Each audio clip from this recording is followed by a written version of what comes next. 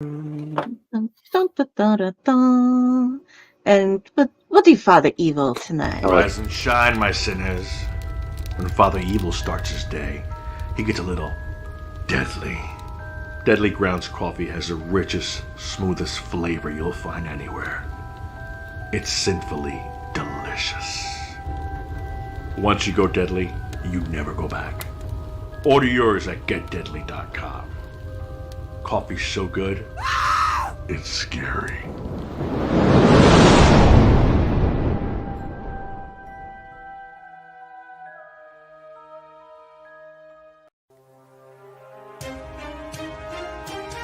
The Dorkening and all affiliated shows are not intended for anyone under the age of 18. The following may contain discussions or scenes that have adult situations, graphic violence, nudity, strong sexual content, and graphic language. This show is intended for mature audiences only. Viewer discretion is advised.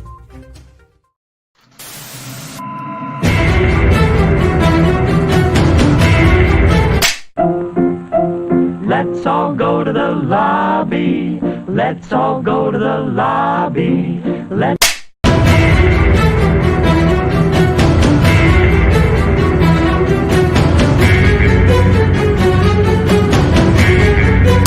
to get ourselves a treat.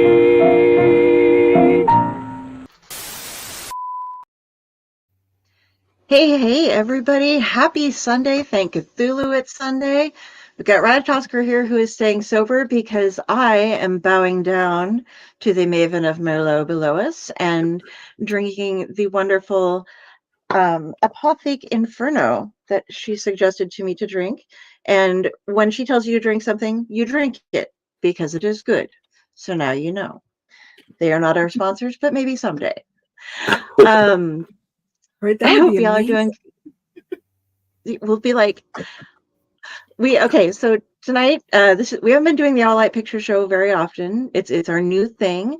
So this is kind of like the Clutch, but we're going in to talk to storytellers who tell their stories via film. And with us tonight, we have Patrick and Ashes, the co-owners and creators of Magenta Manor Productions.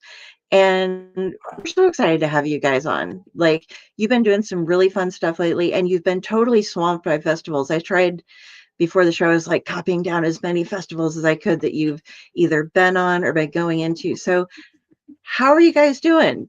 And I do have one other request because I can't do the entire thing. I just have the Maven of Merlot. Patrick, could you do the full Ashes intro? Oh, yes. So yeah, it's kind of like if you've seen Game of Thrones, it's kind of like that the scene where Jon meets Daenerys and like they have all these names and it's like, this is Jon Snow. Like, that's how I am. But she is the Baroness of Bordeaux, the Countess of Cabernet, the Mistress of Merlot, the Queen Regent of Rosé, the Real Housewife of Transylvania, the Michael Phelps of wine, the Queen of the Monsters, an honorary Lizzie, and an award-winning filmmaker. She is Ashes Von Nightmare. Oh, yeah. Love it. I got it wrong. I thought it was Maven. Oh no, Maven has the best hair. I love Maven. I could be like the Maven of Malbec. Ooh, Maven of Malbec. Oh, that sounds good. I like the alliteration there too. Yeah, so you're on to something there, Delphine. I'm writing that down. We'll add that on. Malbec. And it's just ever growing. Yeah, I don't have remember enough them to all remember. anymore. I know, right? I know. If we go a couple of weeks between doing the podcast because we're busy with stuff, it's like I don't remember all your names. And like there was at some point a specific order in which we would do them. And now it's just there's just so many. You just say the ones you remember offhand. Yeah, you start off with Baroness of Bordeaux because that's alphabetically first, and you end with award-winning filmmaker. Like as long as everything else in between is. And I'm running out of fingers to count them. I'm gonna have to use my toes now. Well, you're wearing sandals. Yeah, it does help.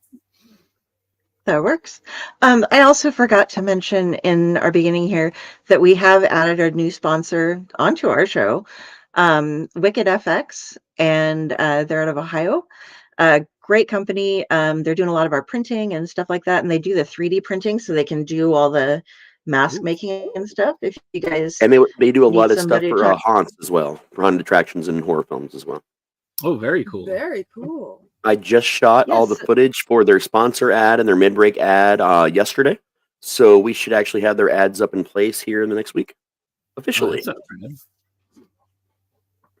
Yeah. You There's said they're some pretty located cool out of films. Ohio? Yep. Okay.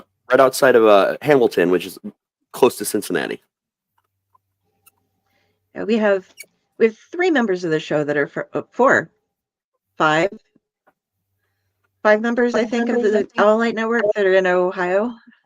So Yeah. a There's a good lot of little us. chunk of concentration there. Actually, 6. You guys, Yeah, I think it's 6. okay, yeah.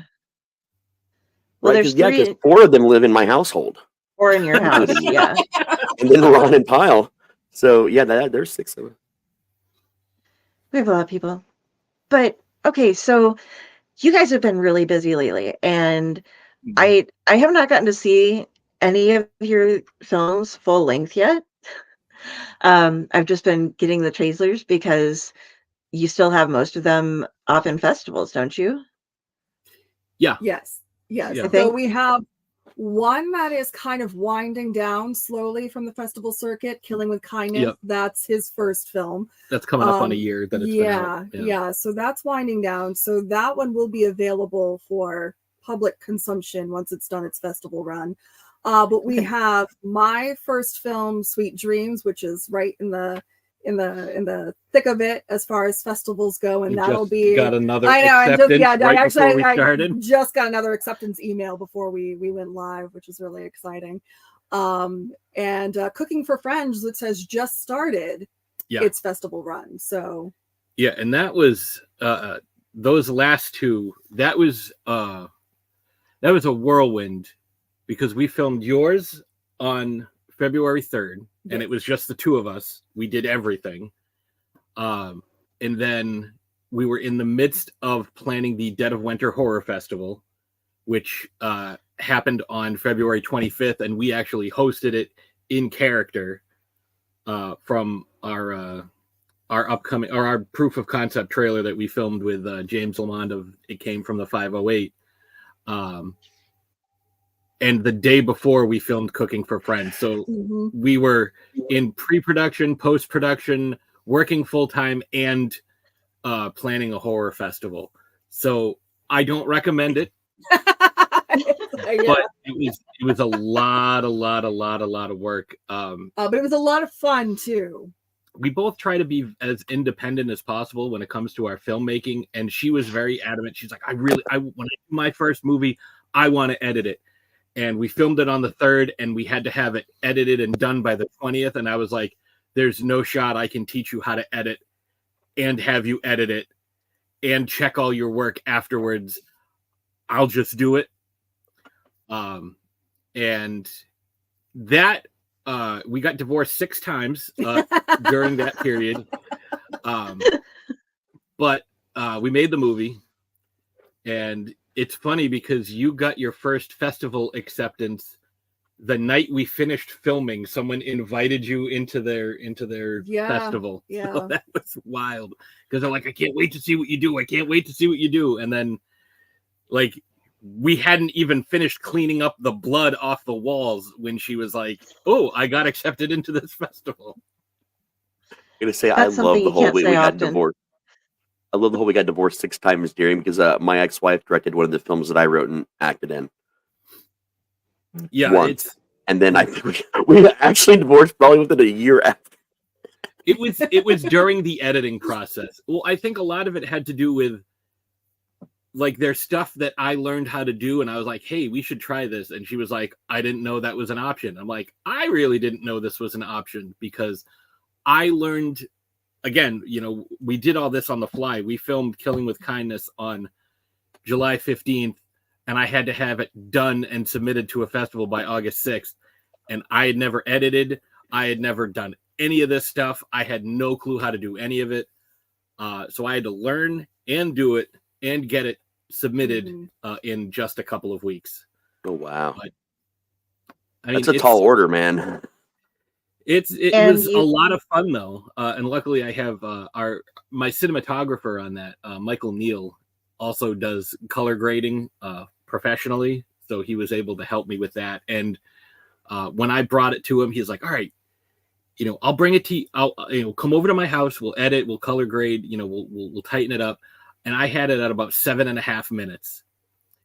He cut over 2 minutes out of it, but somehow added so much more because I had no idea what I was doing. And he's already won multiple awards for his films. So I was like, whoa, this is so much better than what I had done. Amazing, man.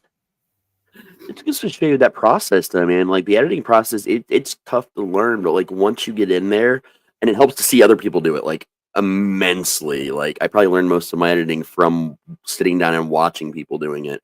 I still suck at color grading to a degree. That's YouTube University for me. Yep. It's crazy too how the editing process really just changes the film. Yeah. You may have the certain vision, but once you start editing it, you're just like, oh, and it just kind of becomes a completely different creature. Cooking for Friends was exactly that. Like I edited it, I put the whole thing together, and I was like, this is longer than I thought it was going to be. It doesn't flow the way I thought it was gonna. Like there's something just doesn't feel right. And then I added the opening and closing segments to make it seem like a true crime thing. And I was like, that was it. Like that. Oh yeah. Did you guys have you ever seen the special edition of Running Man? The movie Running Man. They did the special anniversary edition that's still for sale. And they have in their vignettes afterwards, there's one that talks about editing, and they go and interview famous people from like Survivor and different reality shows. And they talk to them about how different, reality shows are today from Running Man and what the difference really is. And one of the things they all talk about in every interview is the editing, because the editors go in there to spice the show up, and that you suddenly now at home think this person has a beef with like 3 other people on the island or whatever environment it is, and really they were prompted by an interviewer to say those things, or they would be asked the question and only part of the response would be edited in. Yeah. Which is basically what they do to the main character of Running Man. Like that's half the premise for the story and the book. And I always thought that was a really interesting way to look at editing, because like you said, editing changes an entire project, but it's weird the things you can do with it and make people believe. It's nuts, man. There's some psychology behind that, I think. Well, a friend of ours said, half of directing is in the editing booth. Yep. Very true. And with that being your first, you've had 2 nominations for Best Local Horror Short and Best Comedy Short for Killing with Kindness, and you did win the Audience Choice Award at the Happenstance Horror Fest. Yes, so we got that. That's really awesome for your first show. Right here. I was very excited. I didn't know I won. It just showed up. A package showed up in the mail. Ominous package. And I was like, what the hell is this? And we've been nominated several times. So the first, thank you, Pile Hazard. So the first we actually saw this. We were on vacation. It was our 10th anniversary last year, our 10th wedding anniversary. And I got the email saying that I had been nominated for 2 different, I think, Best Horror Short and Best Local Short or something. And then back in April, I got nominated for those 2. It actually finished the same weekend of Mass Independent Film Festival. It finished as a runner-up in 2 different categories. So funniest and best villain. Ashes got how many? You got like 5 different runner-ups and one award. Yeah, either 4 or 5 runner-ups and one for best scene at the Severed Limbs Festival. And Cooking for Friends won most lovable or memorable character, which I get it. She was really good. It was the actress in that. Her name's Louisa, and she normally works, she works in props, but we're part of a film group that, she's a part of. And I was like, I think you'd be perfect for this role. And everything learned about my origin making. Hey, Stefan. The beginning of one of our shows this time, Stefan. But we've gotten nominated for a few things, and we actually all three of our films played at Phantasmagoria in New Jersey. Mm-hmm. And I did get another acceptance, but I can't announce it because the festival isn't announcing it yet, not for another couple of weeks. But I'm looking forward to that. But it's going to be a new region where people are going to get to see this short. So I'm kind of excited about that. So we've played in New Jersey. We've played in Massachusetts. We've played. This will be another. I don't want to say where it is. I think that's it. Like, did we didn't get anywhere else? We've played around here a lot. What I've been looking through, I saw Dead of Winter, Without Your Head presents Severed Limbs 14, Strange Maynard Independent Film Festival, the Shauna Shea Film Festival, Phantasmagoria, Mass Indie Film Festival, Happenstance Horror Fest, Monster Expo, Halfway to Halloween. Most of those I've are been going like through an hour.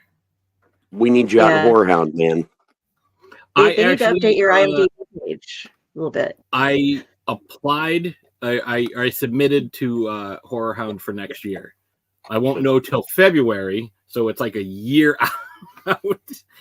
But it's true with a lot of these. Like a lot of them, I submitted in September, October, November, and I'm still waiting to hear whether or not I got into the festival. Yeah, and some of these, you submit and you find out maybe a month or so before the festival actually takes place whether or not your film has been accepted. So, for me, like I have my film submitted to, I want to say about 10 other festivals that I'm waiting to hear back from right now. So, people are like, where can I see it next? And it's like, I'll tell you when I know. We are officially a recognized press outlet now at our network for Horror Hound. I just uploaded all of our edited videos to our YouTube for it. So if you guys get in for next year, I'll be there anyway. Well, I hope should get in because you're amazing. Well, watch the movies first, and yeah, and then I'm sure we can send you the links to check them out in the group chat. I love to watch them, man. Hell yeah.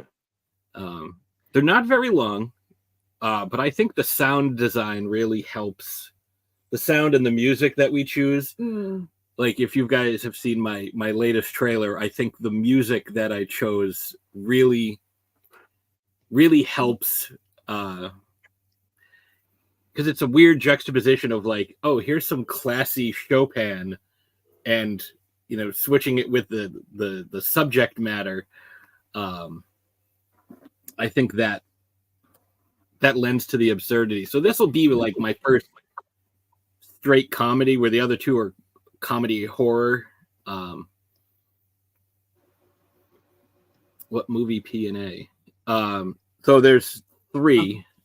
There's Killing with Kindness, which is my first short, Sweet Dreams, which is your first short, and then Cooking for Friends, which is my most recent short, and then I just dropped the trailer to my upcoming Dick Pic, which is just straight comedy, which is going to be, oh man, that's going to be so much fun.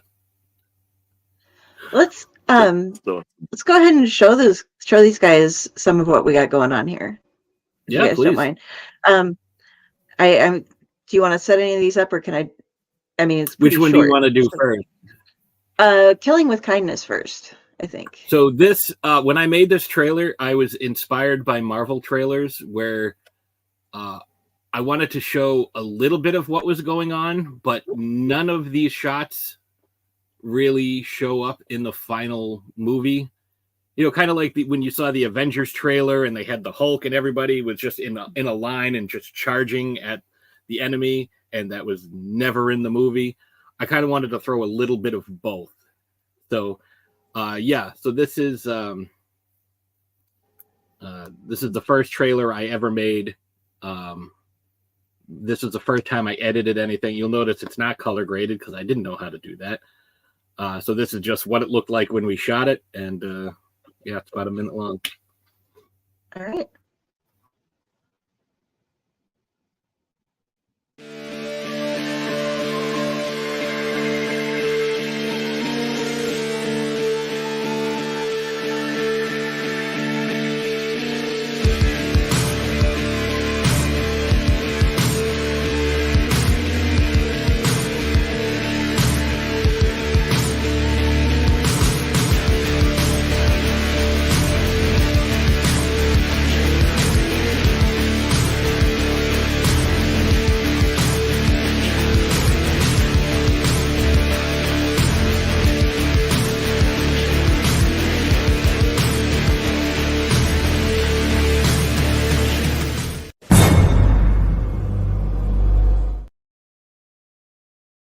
Hell yeah.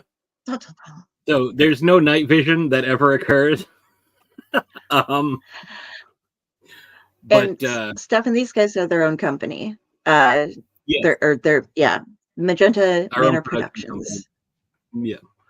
Productions. Yeah. That one. Alyssa normally does hair and makeup, and no one had ever put her in front of a camera before. Mark, I chose the two of them because of the size difference between the two of them.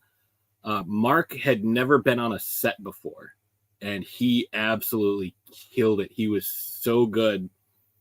And even one of the scenes where he thought he messed up turned out to be like one of the biggest scenes where it gets a good reaction from people every time, especially with the sound effects that I threw in for it. I'll just say it has to do with cake, and because you'll notice also that it just says KWK because I didn't even want to tell people what the title was because it's almost a spoiler. And the first time we saw the reaction to it, I think it worked out. It worked out well. So one of the things that we do here on the network is when we find something that we like, we have something that it is judging you. This is me judging you.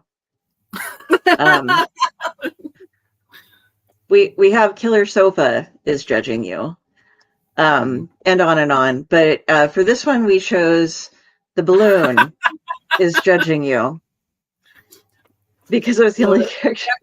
So just listen. She says on and on, but there's only one she left out, and I have to put it up here because it's my favorite right now, and that is Monster is judging you. We just had the guys from Monster on the last time I did. We have a very special relationship with them. It's kind of odd. Yeah, and gonna go in real quick here. Stefan, you are friends because Patrick, aka PJ Rahal, is one of the authors from Warlord from the Mythos. So that is how you know him. Yeah, he's a man of many names. You can also call him. Oh my god, I didn't realize that either. That's because we're in a book. But to be fair, like I wasn't in the first one. I was just in volume 2. But then he had openings for 1, so I just gave him a story. So now I'm retroactively added to 1. Yeah, for that fancy new version, which looked amazing. We're gonna make him come on for a whole episode to talk about. Like we're all gonna get together and just talk about that whole fucking thing for a whole episode of something when it's ready, man. Like I'm excited. Yeah. I also wrote this book. How much do you tip an exorcist?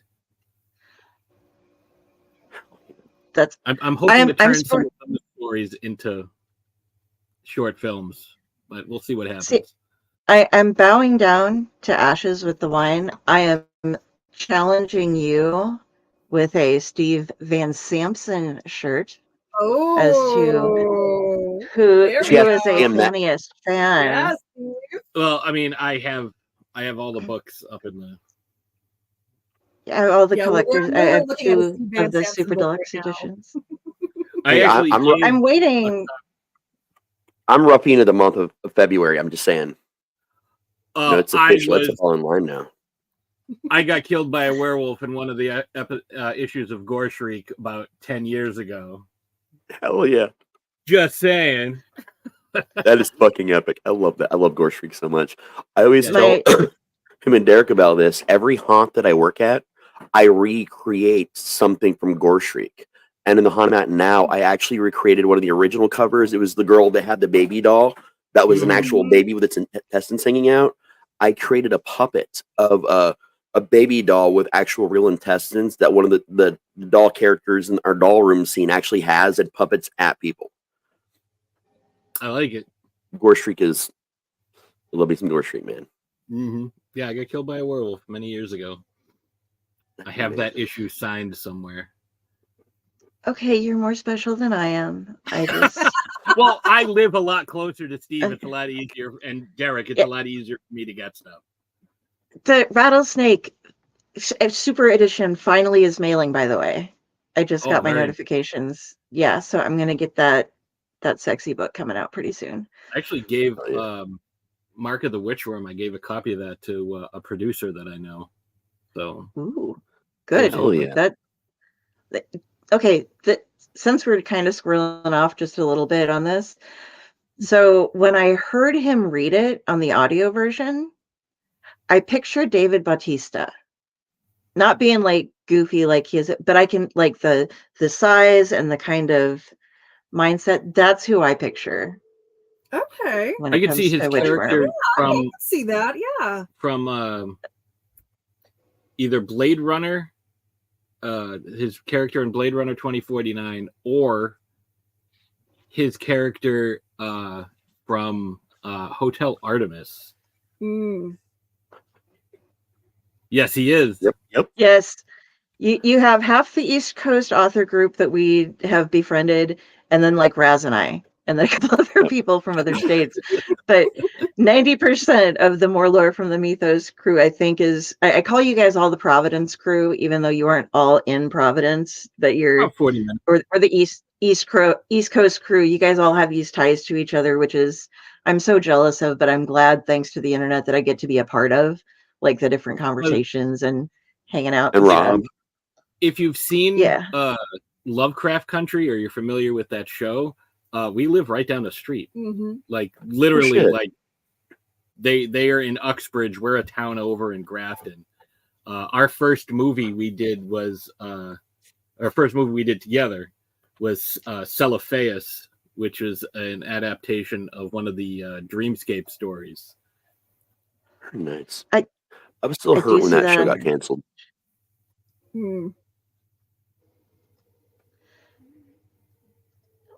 Stefan loves the show too. It's a great show. I wanted to go on and show the rest of the trailers that we have, and I do have a quick question before showing Sweet Dreams. Is Princess Zombie Cake? Did she part of the family too, or is she somebody else's? Oh no, she's ours. Oh no, she is my baby. She is my child.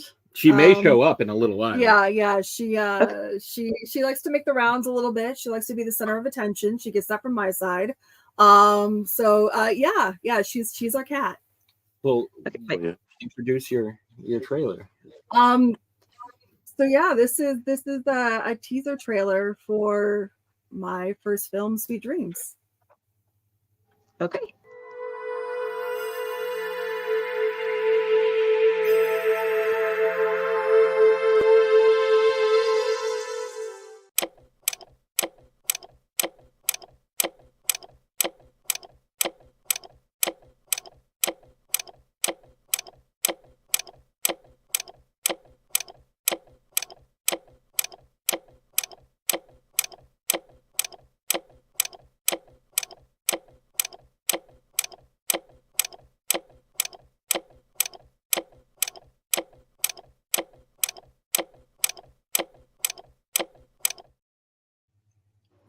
So I didn't want to give too much away, because the concept of the film is very simple, and I think you kind of get the gist of it. But any more than that, and it would have been too much. It would have, so you don't see any of the gore, which, trust me, there's a lot of in a very specific scene. And yeah, I'm just that's also it's a rough cut. It's not color graded or anything like that. The final product is. That trailer. Was I mean, I did it the day, like less than 12 hours after we finished filming. I did the trailer and the poster. Yeah. Just to get it out of the way. Just kind of like, here's some shots, when you're going through the editing process and you're trying to just kind of unpack everything that you've done, organize what you've filmed and whatnot. It was just like, hey, let's just throw together a quick trailer just to kind of 30 seconds little teaser. Let's find some a little amuse-bouche, if you will. I'm a notorious hater of trailers. I do not watch trailers for movies, nothing. But the way all the trailers I've seen so far are a good example of what I like about trailers. You give me a taste of something and you get me interested, and you don't show me everything. And I stopped watching trailers because exactly. I was just going to say they're short films. You can't do a whole 2-minute trailer. I've seen them. That's 5 to 6 minutes Oh no, long. It doesn't I make could. any. No, I mean you could, but it doesn't make any sense because then you give it all away. I once saw a 2.5-minute trailer for an 8-minute movie. I'm not kidding you. That doesn't make any sense. And it made me cry. And then I watched it, and I'm like, you guys literally put all the most important parts of this whole thing, and I could have just watched the trailer and still got the gist of the entire movie.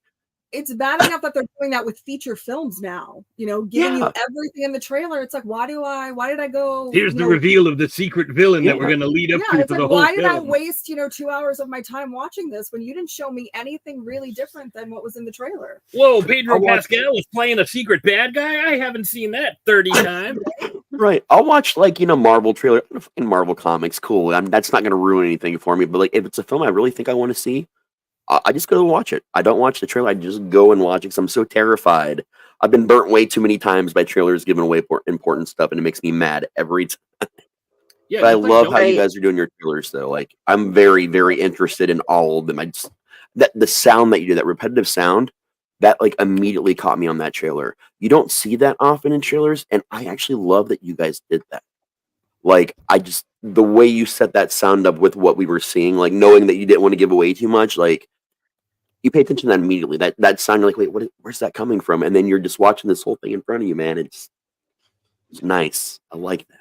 Thank you. I went out of my way recently to not watch a trailer because I just watched Abigail the other night, and everybody was like, if you watch the trailer, there is no point in watching the film. And so I was like, okay. So I avoided watching, and it was a good film. It wasn't the best thing I've ever seen, but I didn't feel like I'd wasted my time. I was happy that I watched the movie, It had cool houses in it, so I like that. That's one of my big... I watch a lot of haunted house films, not because they do the haunting well, but because I'm like, I could live there. I can pretend that I'm living there while I watch this movie, Yeah, I get it. I'll look at stuff, it's like, oh man, that room is amazing. I will sometimes watch things sheerly for the ambiance. I have no interest in what's going on. I just want to look at the scenery. I mean, it was like that and we watched Imaginary last night, and I've been wanting to watch it, but now I'm less convinced that I want to see it after seeing your reactions. It definitely had one of those things. It's like Coraline and Insidious, and what the hell else did we say? Like a little Alice in Wonderland. A lot of Alice in Wonderland. Yeah. It's like, oh, the little girl's name is Alice. Oh, wow, that's. But there's a lot of. One of the things that drives me insane about certain movies, and they do this all the time, where it's like, oh, we just escaped from a fire, or something happened, and oh look, the police are right there. It's like, what, are you just driving around looking for fires or crimes? How do you, that's the best response to, do you teleport? Who even called you that there was a fire? How? Oh God. No. Okay, no. I might rethink this because I just got burnt really bad not long ago by Skinamarink, and that still hurts really bad. So I'm not sure if I want to rush out and watch Imaginary. I think I'm going to wait on that for a little bit. Wait on it. It's so it's one of those. The concept, I mean, it's not an original concept, but the idea was definitely there. The execution was poor, and the acting was terrible. I've seen 6 movies. How can we combine them all into one, but not good?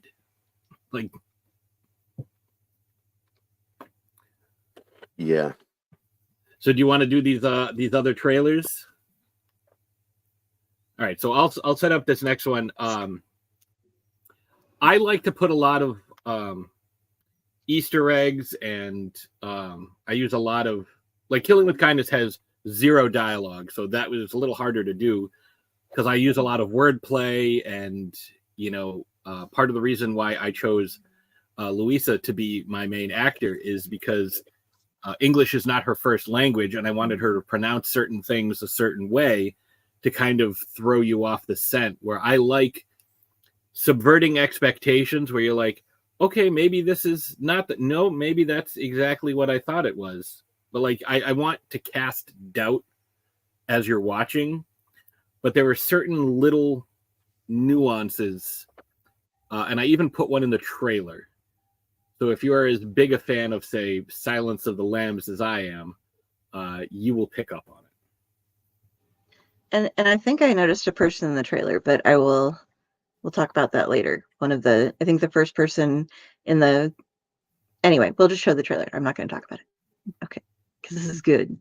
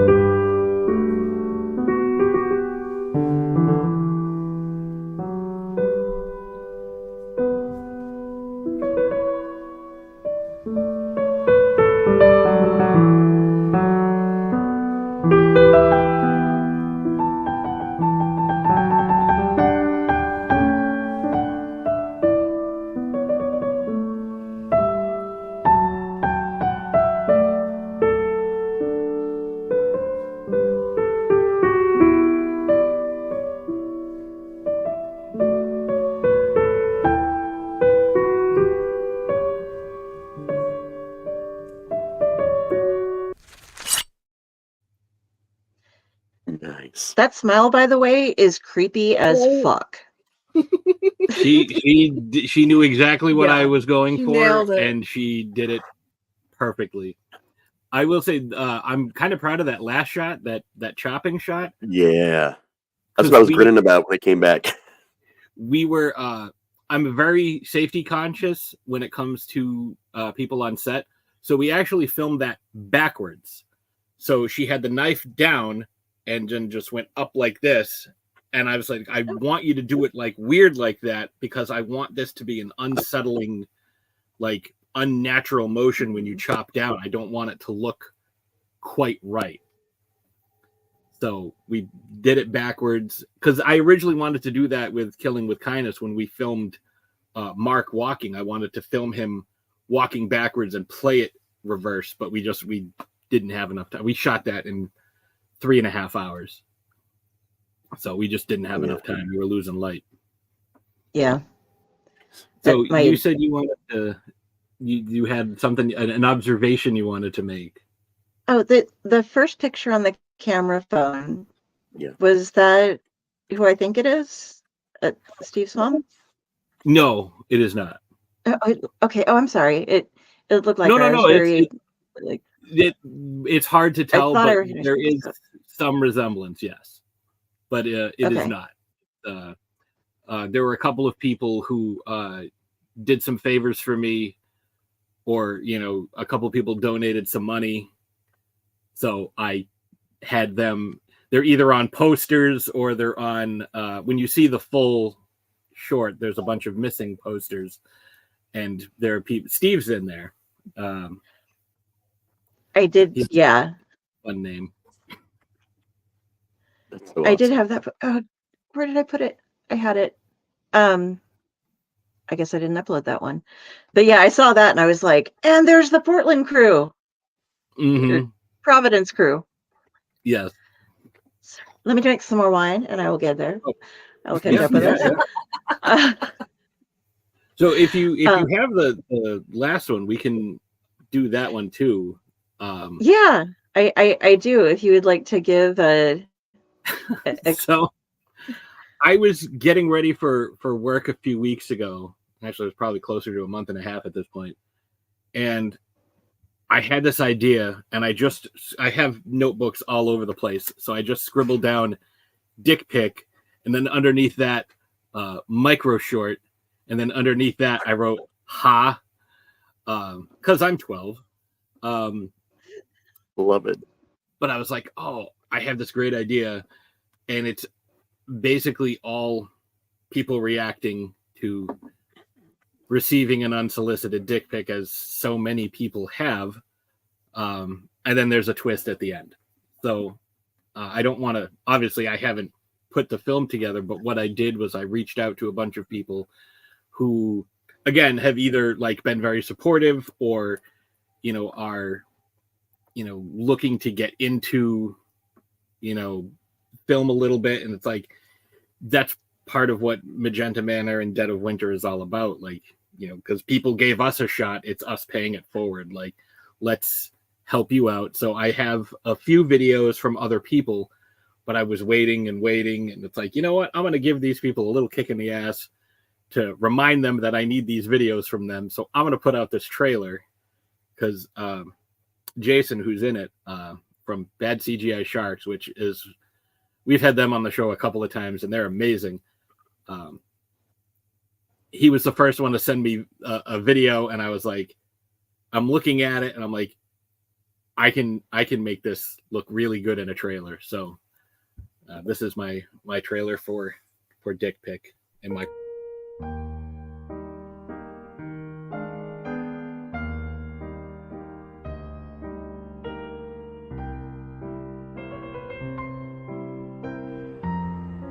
What the fuck?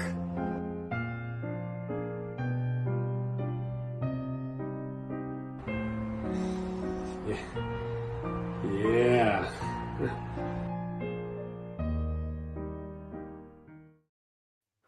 Coming sooner than you want. I love it. Yeah, This is. Go ahead. Oh, sorry. This is gonna sound weird, but and they're gonna laugh at me, but I really like the font that you used in the last two. Yeah, I'd have to look like Monotype Corsiva. It's in Yes, DaVinci Resolve. It's in DaVinci Resolve. I own the free version of DaVinci Resolve, and that's what I use for editing. Yeah, it's I like to make it look classy. The music for Cooking for Friends is very similar, but that was the Goldberg variations. It's the same music that plays in Hannibal Lecter's cell after he kills the two cops. Yep. This is Chopin. I have it written down somewhere. But I hear it all the time when I play Fallout 4. It's on like the classical radio station. And I was going to say something about that. Yeah.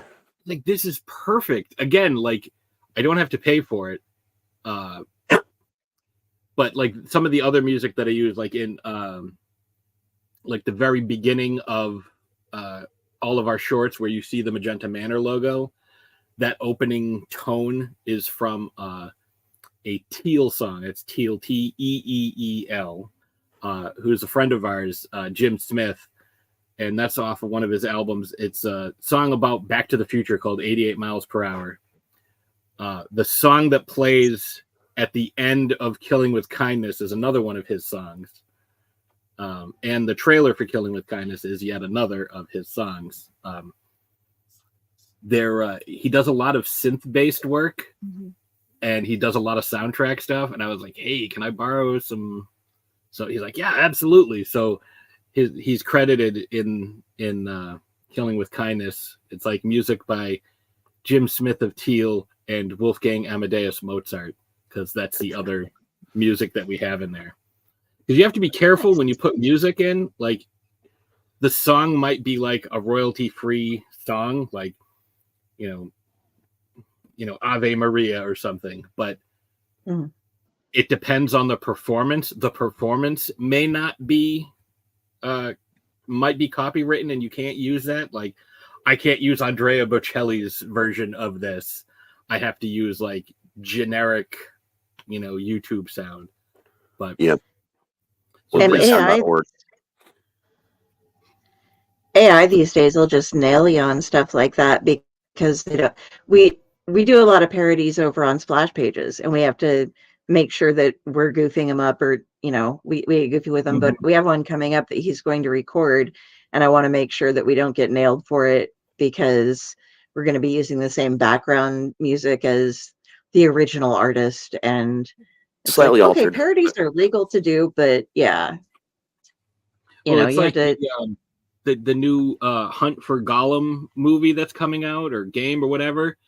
As soon as they announced that they were doing that, they had like a copyright strike or a cease and desist or some kind of lawsuit against a fan film by the same name that came out like a decade ago. Yep. Like it was some bullshit. What's his name? Is it Robin Leach? Not Robin Leach. The worst part about it is the game is bombing. And I was excited for the game, but apparently it is. The critic scores are terrible, and I like that movie a lot more than this game sounds now. Yeah. Well, but ASCAP is a bitch. The guy that he was going to get sued by Marvin Gaye. Robin Thicke, not Robin Lee.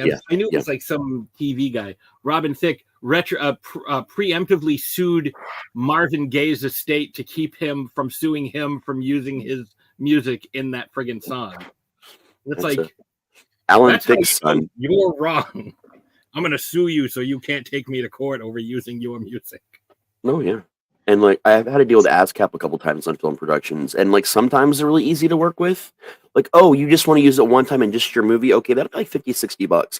Oh, is this going to go on the festival circuit? Because if you're going to put it on this festival circuit, now it's $280. And I'm like, come on, man. Like, or you can contact the rights holder if you can track them down and get written permission, but you'll still have to give us a fee. And I'm like, that's so dumb.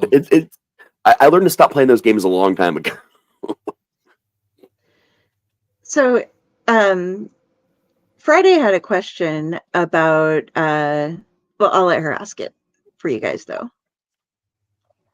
You guys had talked about you had got divorced 6 times while you were making the film. What is advice you would give to upcoming filmmaker couples that are starting a film company or whatever about communication and doing it as partners and being married? Definitely communication is key, first of all. You know, if you have a partnership where you don't feel like you have the ability to communicate well with your partner, then maybe going into filmmaking or any other type of creative endeavor is the right venture for you. Maybe think of something else, or maybe work on that before you go on this venture together. Communication is so important. Being able to, and allowing your partner space and grace to express themselves how they feel necessary. I know when it comes to, like, for me, pitching an idea, I have a difficult time verbalizing fully what's in my head. It's like in my head there's this whole grand thing, and I can picture things from start to finish, but sometimes I have a difficult time verbalizing that. When he allows me the space to kind of just allows me the space to do that, and allows me to stumble a little bit, and allows me to isn't expecting perfection right out of the gate, allows me the space to really just kind of gather my thoughts and say, okay, this, or he'll try to help too, and he'll be like, okay, are you thinking this, or are you thinking this, and kind of lead me to coming to my own decisions on things. So I think that's really it, just having somebody who you can communicate well with, and, having a respect towards each other is huge as well. Respecting each other's work, respecting the process, because his process is completely different than mine. He directs differently than I do. He writes differently than I do. I have no issue telling him what I think should happen, but at the same time, it's his project, and vice versa. There are times when he's like, hey, I'm thinking this, and I'm just like, nope, it's this. Like, this is my vision. This is what I have in mind. This is what we're doing. Whereas other times it's like, yeah, you know what? I like that idea better. Let's try this, So it's not taking things personally, and kind of being able to, almost like there's knowing the difference between, like this has nothing to do with our relationship right now. This is our professional relationship. This is our personal relationship. That's where, And this is a business that we started, so but usually, like, if we have an argument like that, we go and complain to each other about, like, can you believe what my business partner just get a told load me? of this jerk. Like, but I will say, like, there's also, as long as you know what you don't know, like when we were editing, a lot of the editing was like, why don't you go in that room over there and you find some music that you like? I'll put the video together. You go away and I'll be here, and like we'll be away from each other, and we won't be doing it, because there's also, like, when I'm editing stuff together, like, again, you're not familiar with the editing software, so you don't know what it can or can't do. And there are certain things where it's like, well, I'm going to try this. I don't know if I can do this, but let me try it. And a lot of times I would, because I would edit each block individually, and it's like, okay, this is what you said you wanted. I don't really think that's good, but I'm gonna edit it that way. But while I'm at it, I'm also gonna edit the way I think it might look better. And then, like, we kind of take from both, and it's like, oh, I didn't realize that this is something that we could do, and I like this, but can you do it this way? So it's like, yes, it's the two ideas, and then we kind of merge them. Like, there is one shot that I'm particularly proud of where it's like, it's almost like a flashback scene where it's like a PTSD in yours, but it involves stuffed animals. And I was like, I have no idea if I could do this, but like what you said you wanted. And I was like, okay, let me try that. And I was failing at it. And I was like, well, what if I did this and I edited this a specific way? And because I've seen it done on other things, it's like, maybe I can try it. Because I also know that, she may ask me to do something in the editing room that I'm not able to do because I don't know how to do it. Or I don't have access to it because I have the free version and not the $400 version. So, I mean, it was a huge learning process. I mean, how frustrated did I get? I was trying to edit on my laptop, and I was I'm like, how do I do this? And I'm looking it up on YouTube. I'm like, how the hell does this, where is this on my screen? I don't see it. So I hooked up a second monitor. And when I did that, I was like, so this program adapts like a goldfish to the size of the display that you have. So as soon as I hooked it up to a bigger monitor, I can now see all this stuff. And it's like, I had no idea. And that was a week in. So it was like, awesome. I did buy a new fancy gaming monitor back in January. Yeah, it was back in January. Because I was like, she's like, I don't know if you really need that. And I was like, first of all, I do. Second of all, like, I'm going to be editing a lot of stuff coming up. So, like, I should have something better than a 24-inch Fire TV. Because everything looks blurry. We hooked this up, and I was like, the definition.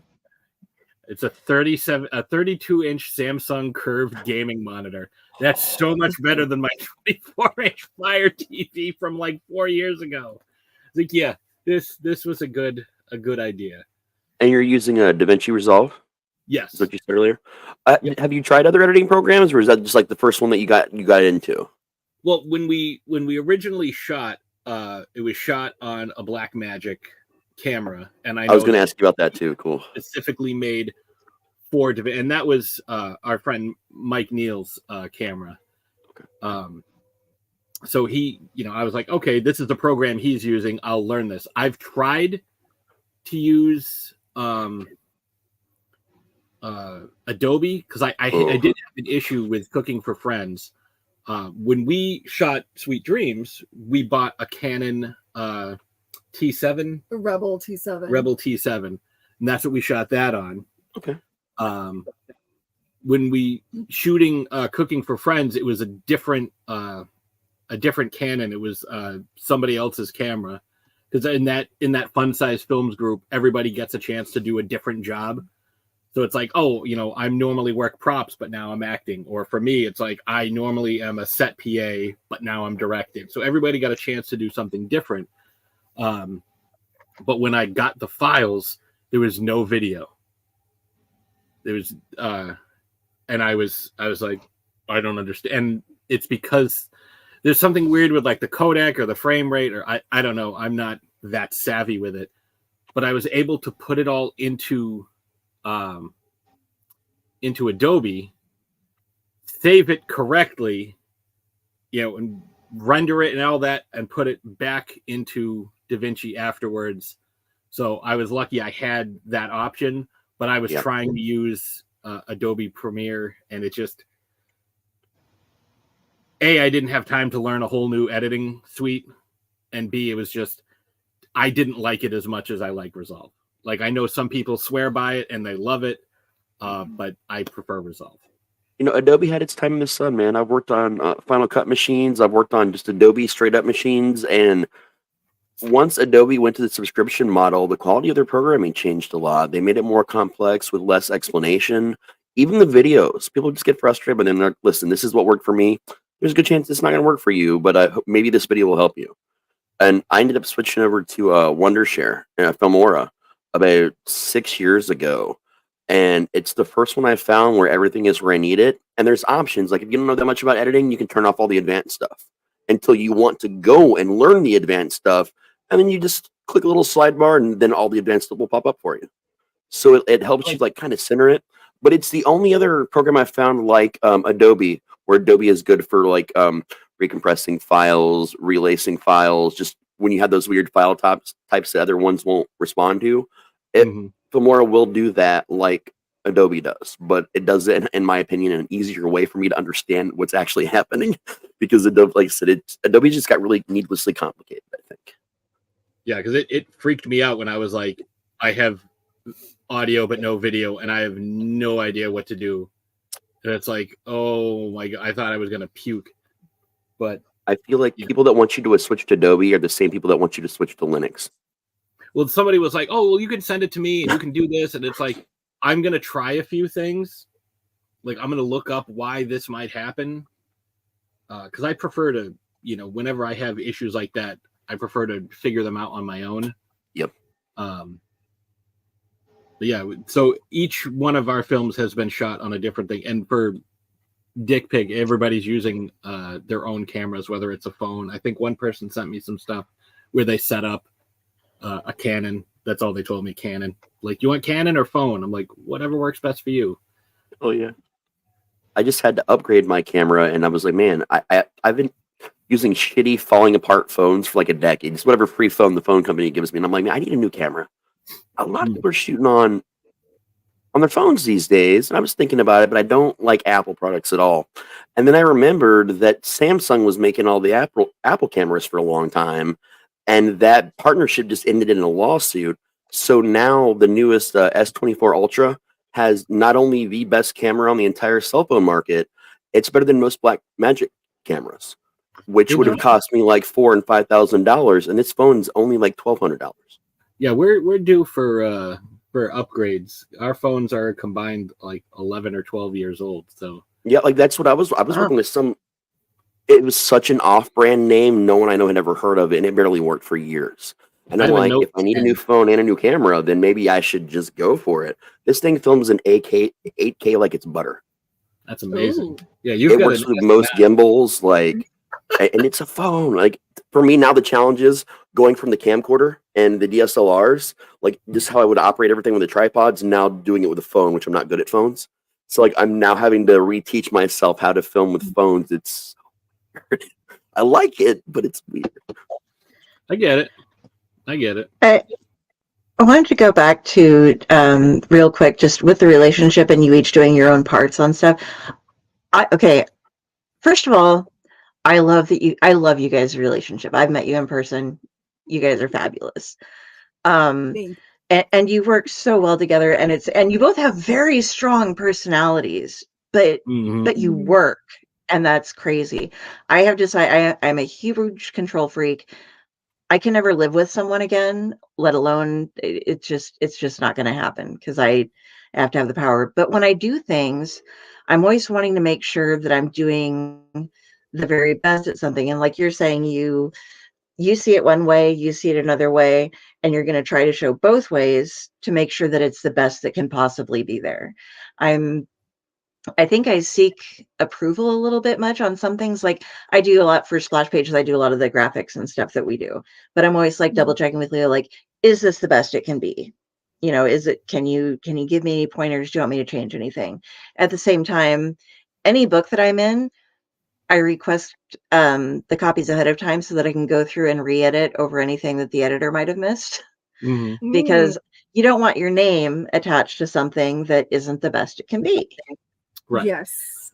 That can true. can be just, I don't mean to interrupt you, but like that can be an issue sometimes when you are working on somebody else's film. Like say, you know, we were on a film and it's like sometimes you have to remind yourself that this is not your vision. Yeah. That it is their vision, and that you kind of need to check your ego and compromise. Yeah. Like that. So I have to remind, so I'm my sun is in Libra, my moon is Sagittarius, and my rising is Virgo. So a lot of time my Virgo definitely shows. Like I'm a perfectionist. I want everything to look a certain way. I want the aesthetics to be perfect. I want, you know, I just want everything to be just yeah, I want everything to be just right, you know, and that's not always the case. You know, I tend to be a control freak, which is one of the reasons why for my first film it was just him and I, because I just wanted to learn as much of the process as I can, you know, and that's what I've been doing for the past couple of years, getting on as many different independent sets as possible and doing different roles and helping out so I could learn as much of the process before, you know, going on my own adventure and directing my own film. But I wanted to do so much of it. I wanted to do everything.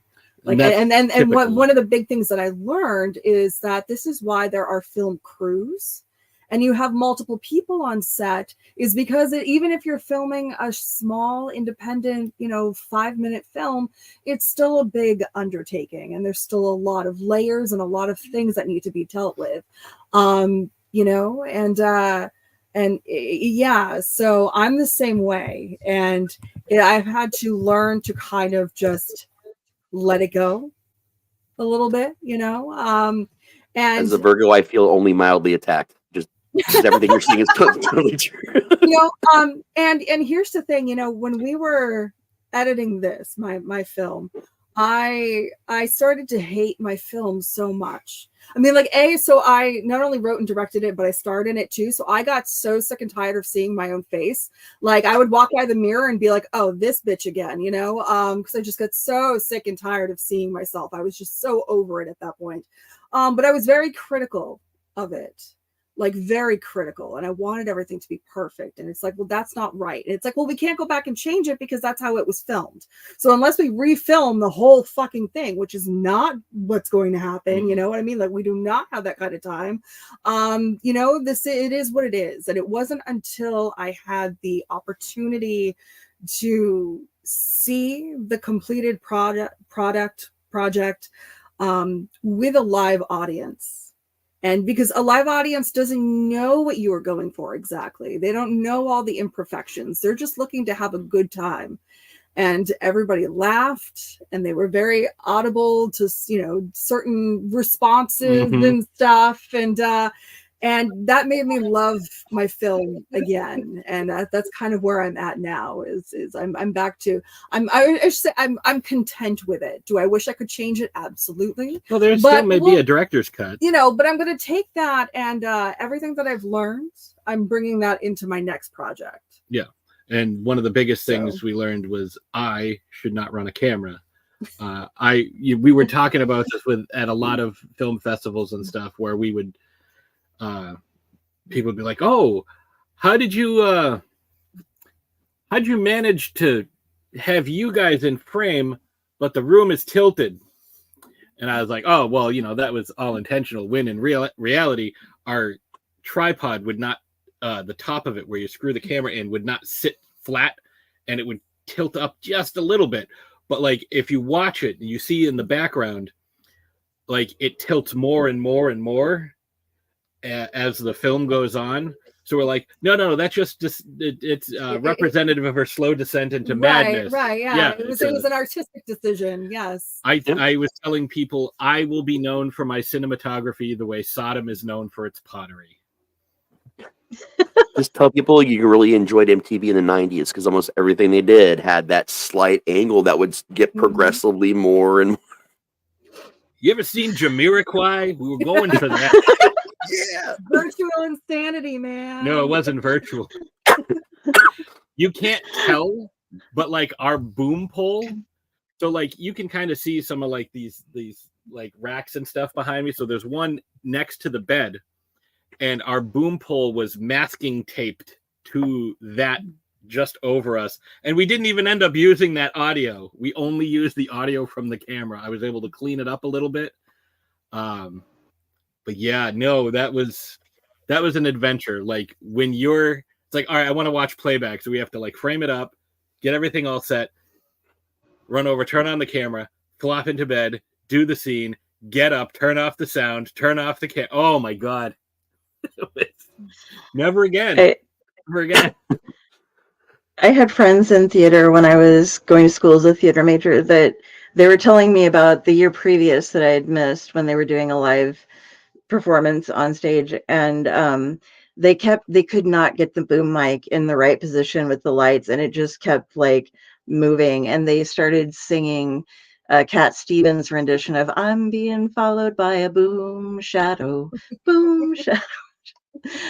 But okay, guys, we're going to do our commercials real quick, and then we are going to get into our questions from the audience. So give us just a second here. Check these out. These are some of our fine sponsors and coworkers.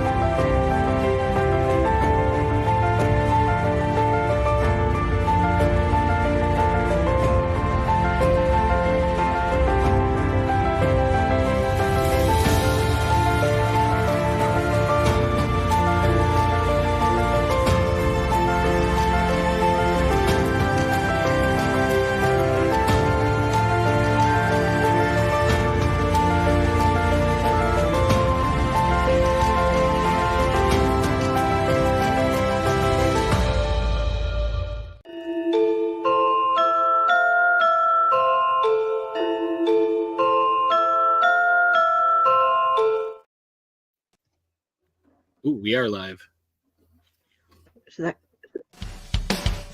Greetings and shabibans. We are the Retro Reductibus Cephala Podcast, a long-form bi-weekly show that celebrates all the things that made growing up awesome. Well, that sounds good, but I don't know what all those words mean. I think what Parasite Steve's trying to say is that on Retro Reductibus, we explore a range of retro goodness, from toys, video games, and movies, to cartoons, and even snacks and school lunches. Oh. And we do it all with a positive spin, a slew of killer guests, and some very adult language. And you know what else is cool? No. This crazy show is part of the Your King Podcast Network with new episodes every Tentacle Tuesday. What's that? And if waiting 2 weeks for a new episode gives you a sad, know that we drop bonus episodes all the time, like the off-format Crow's Nest and an interview series we call The Brig.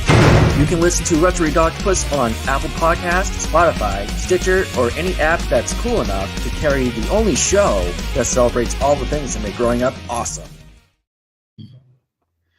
All right. So welcome back, everybody. And we're going to hit the audience questions real quick. I believe we have a suggestion here for you guys from Stefan. I think that someone should make a Hellraiser 50 Shades horror comedy crossover. See, I have always said for many, many years, the only difference between like a slasher type horror from like, you know, a Jason or a Freddy or a Michael Myers and a romantic comedy is the attractiveness of the lead character. That's it. There's no difference between them. And 50 Shades of Grey is 100% proof of that. Like the guy stalked the shit out of that woman. Just like showing up. It's like, yes, would you like to see my pleasure room now? Do you enjoy butt plugs? Like that's some weird shit. It's okay. I'm a billionaire. I have a helicopter. Like, why does he sound like Orson Welles? I don't know. Everybody sounds like Orson Welles now. It used to everything used to devolve into John Travolta. Now apparently everyone is Orson Welles. Are you in your Orson Welles era? I think I am. Yeah. Like, look at my beard. Sense, huh? What luck! French fry in my beard. Like, it's all it is it's horror, but it's just with a sunnier filter on it. Like, there's no difference between romantic. It's like, think about the ending of what the hell's that Dustin Hoffman movie where he like breaks up the wedding and then they drive off together? Oh, The Graduate. The Graduate. Oh yeah. If you focus in on their faces, it's like this woman had an established relationship. Like, she had already had a life with this person, and they were planning on spending the rest of their lives together. They had gone through this whole like ceremony and wedding and everything, only to run off and jump on a bus with Dustin Hoffman. And if you look at them at the end, they're like, shit, we have made a huge mistake. What is next? Mm-hmm. What is next? That was a grand romantic gesture, and this is wacky and fun, but I should really head back to my wedding because I have no money and nowhere to go. Like, I don't know what to do. So, and how do you come back from that? You just come back to him like, it was a joke. Haha, I got you. And then you, where does that go? I totally got you. But yeah, that would be interesting. I mean, I think we could do it. Get the chains. That's all you need, really. Mm-hmm. I do enjoy the new Hellraiser. Huge fan of Doug Bradley's, but in certain things, like when they reached the final couple installments where they did not have Doug Bradley, or where they could have had Doug Bradley, but they kind of fucked it up. I didn't necessarily even think that they needed to have Pinhead in there because I'm a huge Hellraiser reader and everything. And so it's like, there are other orders than the Order of the Gash. There could have been different Cenobites involved in the movies. But focus on the chamber. The problem is they couldn't have sold it because your average person who loves Hellraiser doesn't even know that it's based on written works. I'm going to be honest. Like, a majority of Hellraiser fans only know the movies, which breaks my heart every time I hear that, but that's a sad truth. Yeah. Yeah, it's definitely one of those where it's so recognizable. Like, to not have Pinhead would be like such a huge, like, it would be a Halloween 3 situation, I think. People would be like, where's Michael? It's like, when Poochie's not on screen, everyone should be asking, where's Poochie? Like, that's how it would be with that. Although, you gotta, I have to give it up to horror, because without horror movies, think about the actors we would not have. Adam McKay, Hellraiser, Henry Cavill, also Hellraiser, Leo DiCaprio in Critters 3, Jennifer Aniston in Leprechaun, Kevin Bacon, Friday the 13th. Yep, which was almost Tom Hanks. Yep. Johnny Depp, Nightmare on Elm Street. Yeah, like there's a George Clooney, Return of the Killer Tomatoes, and right. There was 2 movies he was filming back to back on that same lot. There was another horror film we did this literally in the same week. I can't remember what it was now. It's crazy the amount of people, man. We talk about that a lot. I'm going to throw in Brad Dourif, who I do every time I can possibly say his name, because he is my secret boyfriend. Secret as in he doesn't know it yet, but he totally is. But he has been in hundreds of movies, but he's best known for being Chucky, Mm-hmm. and it really gave him, like, he's been in a lot of great stuff that was not horror, but horror is what allowed him to be in so much great stuff. I mean, even as Grima Wormtongue, like, that's definitely a horror-ish or a horror adjacent role. Yeah. Mm-hmm. How do you guys not realize he was a bad guy? Half of his name is Worm and the other half is Tongue. Like, how did you not realize he was bad? Did you know that on the set he's stuck in character the whole time and kept the British accent through everything? And then as soon as they like just talking, hanging out, doing anything, and as soon as they wrapped, he finally started speaking like himself again. And like half of the people there were amazed because apparently they'd never looked him up before or done anything with him before and didn't realize that he wasn't British. And I'm sure they approached him with new zeal and enthusiasm. I'm just like, did you not see The Exorcist 3, one of the best movies ever made? Although they fucked it up a lot. But Ewing is the angel of death. yeah. Death. Oh God, that was. Did you know that? Okay, Listen, her obsession is so hardcore for Brad Dourif that she keeps trying to convince me to rent a panel van and go to a con that he's going to be at and kidnap him and just bring him to her. She has like a multi-stage plan. I think she actually has blueprints drawn up that she just hasn't shown me yet. Like, I think she's gone that far. I made him in some. Anyway. They're going to be like Kevin Smith style blueprints for Mallrats. I in my brain that's how these blueprints are going to look when she shows them to me one day. Jodie Foster is going to show up at her house looking for her. And then Liam Neeson is going to call and tell her about his very specific set of skills. The other thing real quick about Exorcist 3.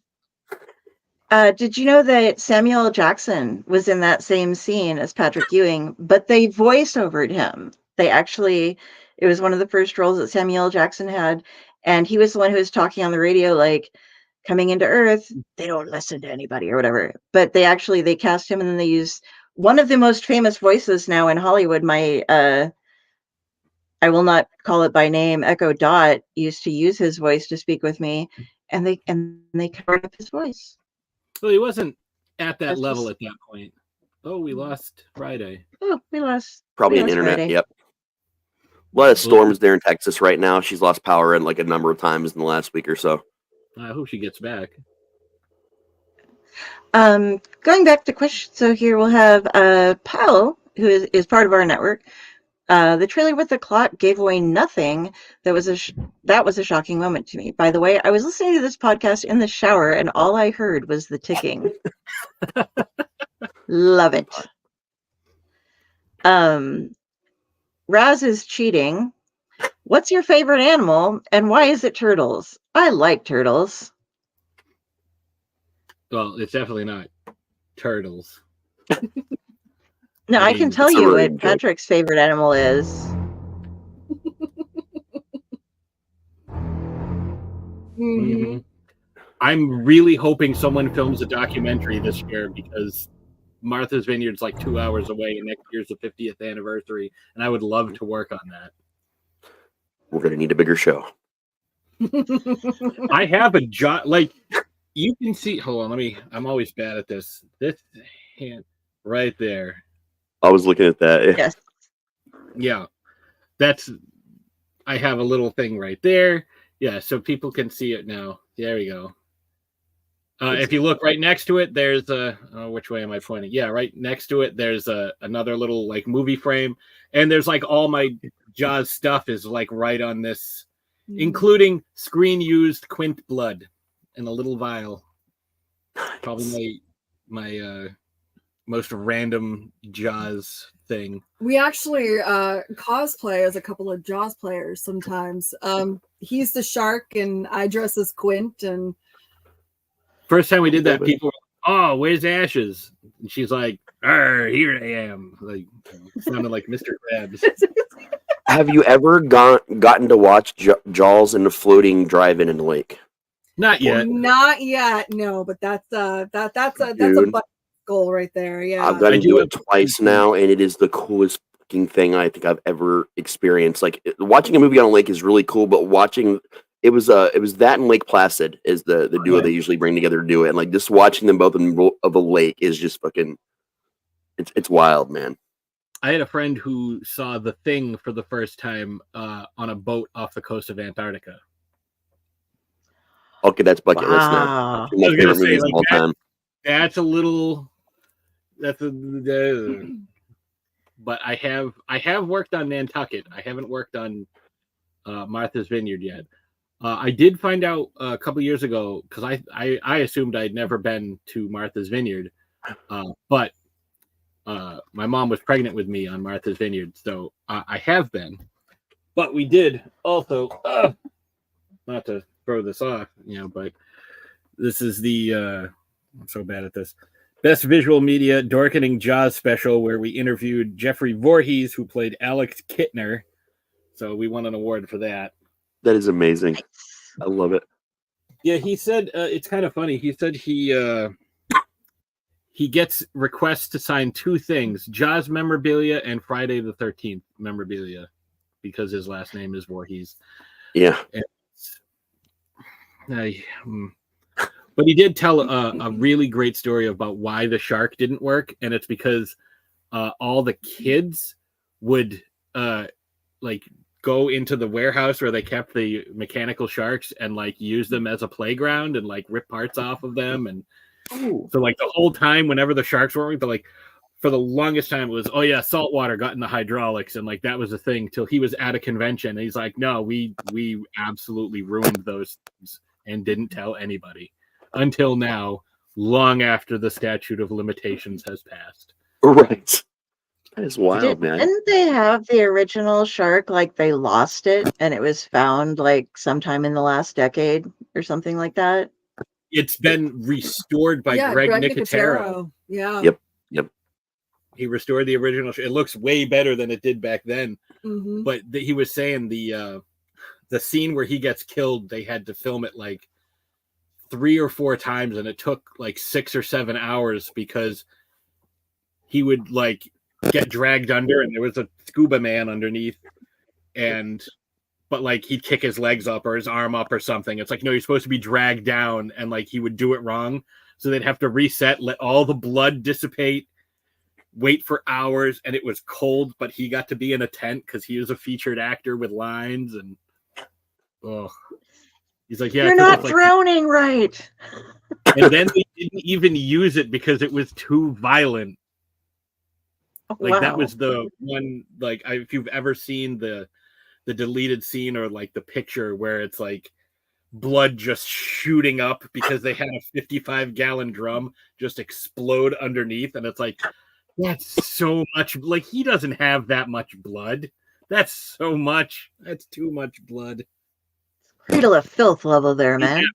Yeah. It's war level, man. Anyways, if he had that much blood inside him. Ashes, what is your favorite animal? You have to go with a narwhal. Mm-hmm. You do sit. I do love narwhals. Yeah. I was 2 things, right? I was weird unicorn girl and weird dolphin girl growing up. So they just kind of melded together, and now I'm weird narwhal girl. We did get some great pictures of you with the baby beluga at Mystic Seaport. That baby beluga was definitely voguing out. Very photogenic. Posing for the camera, yes. Now, to explain the question, I randomly say I like turtles all the time. I don't really like turtles. I don't dislike turtles. But what I like is the old meme of that kid with the zombie makeup on. I like turtles. And I started seeing it so much that now people I work with at the Haunt, they all thought I love turtles, and I keep getting gifts, turtle-based gifts constantly, and I have to explain to them and show them this because none of them are old enough to.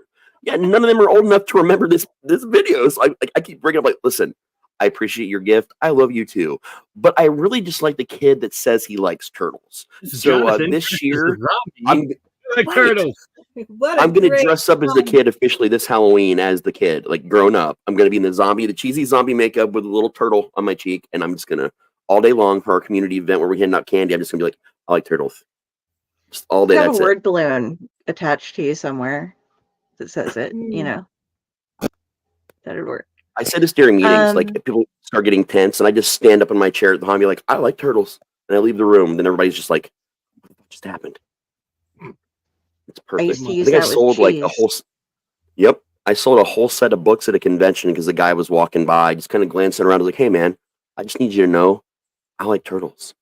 Then he came over to my booth and talked to me for 10 minutes and bought a whole set of books. I was there you go. It works in all environments, man. Score. The next question, somebody else is cheating, we won't name them. Who or what inspired your favorite film you have made so far? Do you want to go first? Well, seeing as I only have one film under my belt right now, I tend to write what I know. And the inspiration for my first film is definitely that. And the inspiration for my second film is definitely that too, which is officially in pre-production as we speak. So the whole premise was it stemmed from two things. Us having a conversation about, how you really need to trust the person that you're sleeping next to, because that's when you're at your most vulnerable. And you could literally just be murdered in your sleep. And because you're at that point, you're so defenseless that, like, what are you going to do? And, I don't know if any of you have had a partner who you slept next to who had a very bad, very loud snoring problem. There have been plenty of nights where he has woken up and he's like, "Oh, how'd you sleep?" And it's like, you're lucky I love you, because I would have murdered you in your sleep last night because you were snoring so goddamn loud. So that's kind of where the idea stemmed from. And then it just kind of took off from there. Like, what if she was so tired? And the dialogue. And the dialogue. So there's dialogue in the initial scene that kind of sets up a little bit of what's about to happen. It's actually dialogue that we had a legit conversation that we had about 2 weeks or so before I sat down to write the script. I'm like, okay, I need a conversation between the two of them to kind of show that, they like each other, but she's a little over him at this point. And yeah, so I use that conversation as kind of like the intro to their relationship, and kind of segued into, the problem that was, sets up the rest of the film. So this is a movie for me, man. My wife snores so loud you can hear her just as loud no matter what room you're in the house. Like, I can go outside and shut our giant door and stand on the street. I can still hear her. It's like the Mona Lisa. Dude. Just follows you everywhere. Sometimes I will wake her up like, honey, I love you. Can you turn over and not face me right now? Because I'm not going to sleep the next 3 hours. I'm reading a book until you stop snoring or turn over so I can fall asleep right now. Fun fact, she actually woke me up with her snoring during like this editing process. And I took the opportunity to record it for about 3 minutes, and it's used in the film. I love it. So I do it once, and he feels the need to be like, "Excuse me." Yeah, once that day, just once that day. I love that. For me, I like I said earlier, I like kind of subverting expectations. I remember a few years ago. Actually, it's probably closer to 10 or 12 years ago. We go to the Cape every year for our anniversary. I remember standing there looking out at low tide while we were watching the sunset. And I was like, what if a sea monster came out right now? And she's like, what? I'm like, not to eat us, but to give us presents, like sunken treasure from the sea. And then fast forward to February of 2022, and I'm working on a music video. And like the gist of the video is like, these two guys in like white faceless hazmat suits are chasing a guy around, and all he's wearing is like, he's got no shoes on. He's wearing just like a hospital gown, and he's just tearing around this building. And I was like, why are you running from them? What if they just want to like give you presents? And then I had this idea of like, what if there was like a slasher film like that? And I kind of built on that idea, and I don't want to spoil it because it's... I was saying there's also a Simpsons reference in there too. Oh yeah. But if he were to tell you, it would kind of give it away. So but I will say it's from the Frank Grimes episode. Okay. Homer's enemy. So there's that. So everything has a Simpsons reference in it. It just has to. So that was Killing with Kindness. For Cooking for Friends, again, I liked the idea of seeing all these random like internet shows where people do things. I'm like, that would be a great way for like a serial killer to track people down. And like, it's like, oh, and then they could use them. And like, then I'm a big Silence of the Lambs fan. I will say, you should, if you get the opportunity, watch the trailer again, because there's a lot of stuff that's kind of hidden in plain sight that you don't really pay attention to. But go back and watch that again and look at some of the surrounding items. Because it was my goal to... I kept saying I wanted it to be... I don't want it hidden. I'm not going to draw attention to it, but I'm not going to hide it either. So... And Can we show it again real quick? Yeah, when you're finished. A friend of ours did cast us as a couple of background characters, featured background, in her short, The Halloween Party. And she had access to cow brains, and she sent me close to 70 pictures that I was able to kind of slip into that movie, like quick freeze frame, like blink and you'll miss it type things, but you know that it's there. So yeah, there's that. So yeah, if you want to replay it and just kind of look at everything that's going on, don't necessarily pay attention to the action that's happening. Look at the surroundings. All right, guys, let's look for some Easter eggs.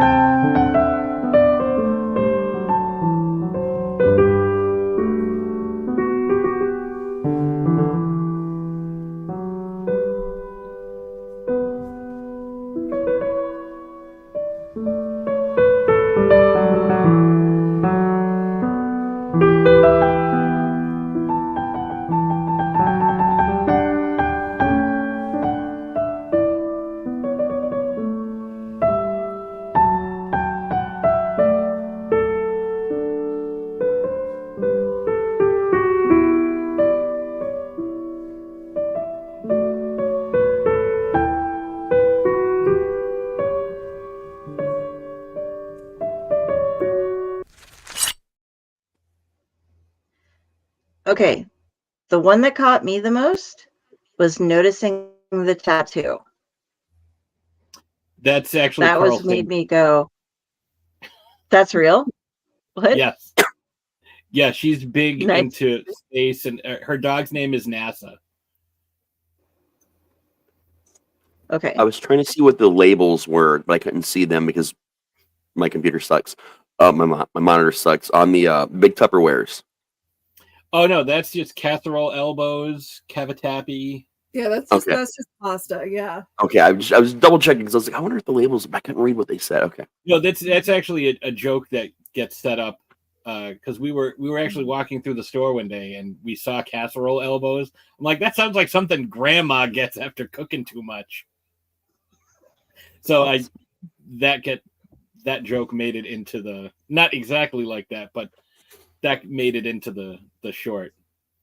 But yeah, you guys were really looking and you didn't notice this stuff. Yeah. I need to actually go back and pause it and watch frame by frame. That's the only way I'm going to see it on my monitor. I would suggest freezing when she's on her phone, the chopping, and inside the pantry, she's gathering the ingredients. Yeah, I was trying to look in the pantry, but my computer monitor, man. I was trying to figure out what was in the jar with the light blue liquid. It looked like there were little eyeballs or something floating around in there. Yeah, that's the last thing. Okay, so yes. Okay, I caught that one then. Yes. I was also Go ahead. we've watched. I don't know if you guys have seen Moose, the movie. It's okay. It's an amazing B horror, but like if you've ever read Chip Zdarsky's Sex Criminals, you'll notice. Oh, okay, that it was just comparative because any possible chance that there's any signage, wordage, or something left to be turned into a joke, it is. There's some weird reference there. Like this has, it's beyond bizarre. Like they go into at one point they're in a walk-in cooler for this like restaurant that has like flies falling into the soup and random shit, and like every single box is its own reference. So you have to like pause and write down 30 separate inside jokes that took place within a 10-second frame because they took it that far. So it was super fun. But yeah, now we're going to be like watching it frame by frame and checking out to see every single thing we can see in there. I wanted to jump back real quick to Ashes when you were talking about like the before bed chats and stuff like that, and sleeping with somebody who you're totally vulnerable with, you know, because you don't know. And this is going to sound really weird, but I have those moments, and it's only with specific people, obviously. Well, now I'm sounding even weirder as I go into it, but I have used as pillow talk before. So who's your favorite serial killer? And somebody, one of the like 3 people that I've asked that have turned to me and said, me. I mean, yeah, you got to put yourself at the top of the list. And the weird thing was, it was when I was doing stand-up comedy, and it was a traveling stand-up comedian who went, you know, like, and it was like totally possible, actually, which kind of creeped me out. And because I was doing it to be funny at that point, and he was just like, oh no, it's just me, and just didn't let it go any further. But what I wanted to ask, yeah, I'm stuck in a hotel room now. We're on tour together. Shit. But what I wanted to talk to you, and Ashes, I'm sorry if I didn't do enough homework. I know because I've been published with Patrick that he also writes stories and such, and like writes literature instead of just film. I'm not sure if you do or not. But what have you found is more difficult or more easy to do with writing a story versus portraying it with film?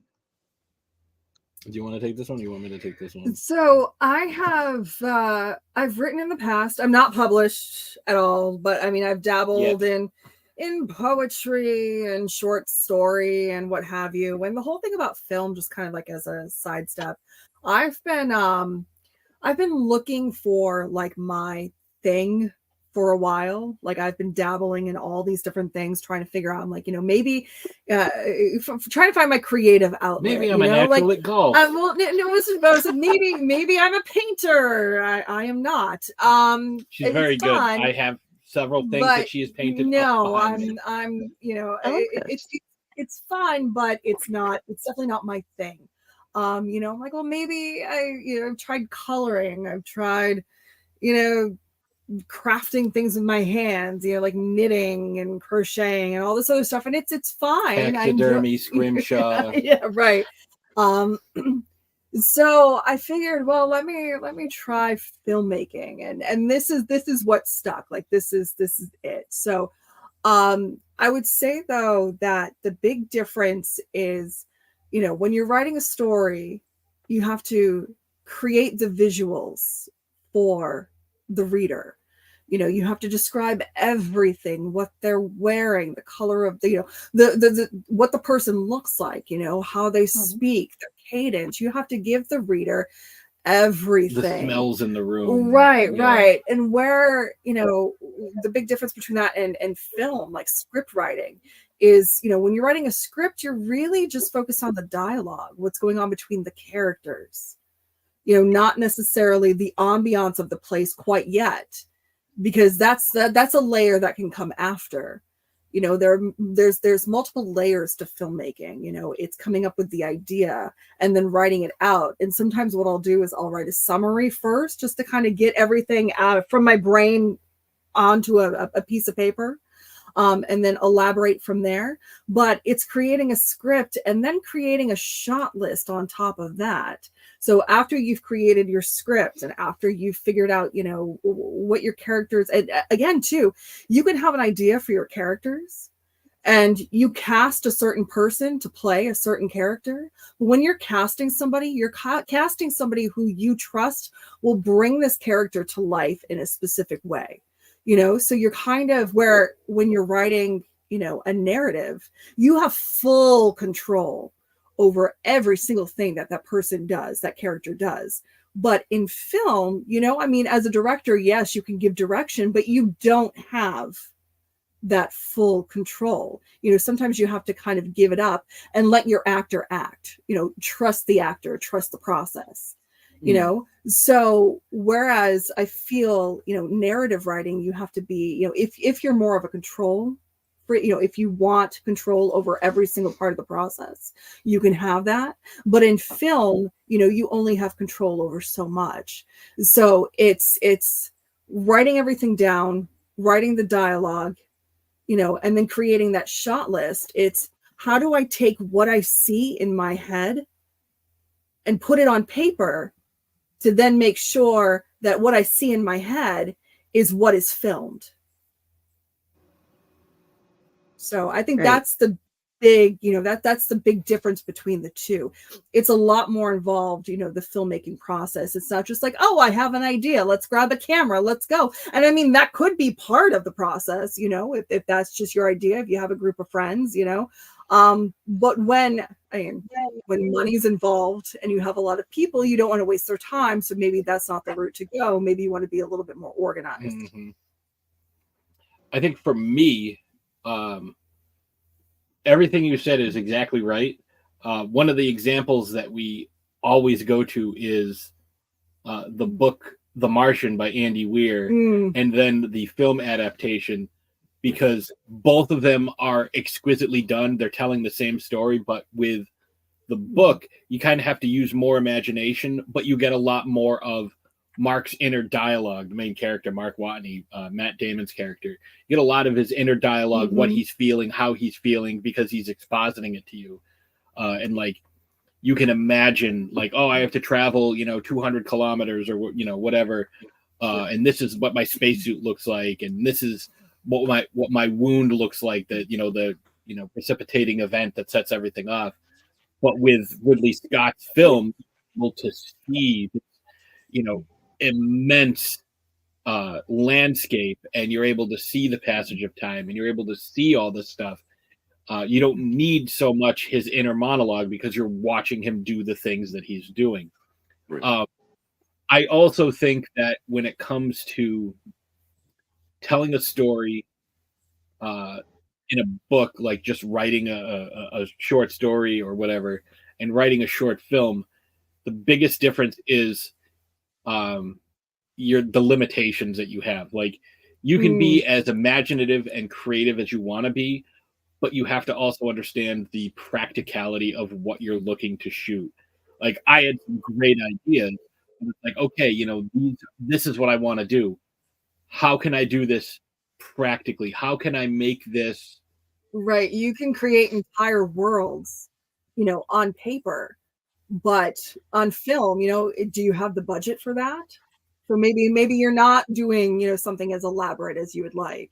Yeah. Like, you have to kind of, adapt and improvise. Like when I originally had the concept for, what the killer was going to be doing in the opening shot.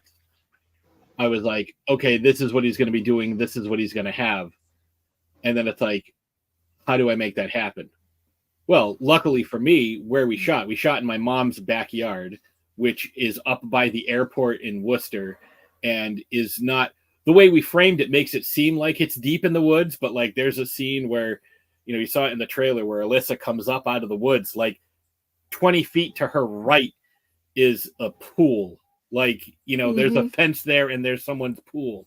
Like, it's not deep in the woods, you know, like we framed it really well, but you know, you see this shed that's in there and Killian goes into the shed and all of the implements that he carries throughout the film. I was like, oh, I can just use this, this, and this this is already in the shed. I don't have to spend money on these props. I had a specific vision, but let me switch it around because this is going to be a lot easier, you know, and it still fits the overall aesthetic. You know, with Cooking for Friends, we had a little bit more of a budget and we did a little bit more for it.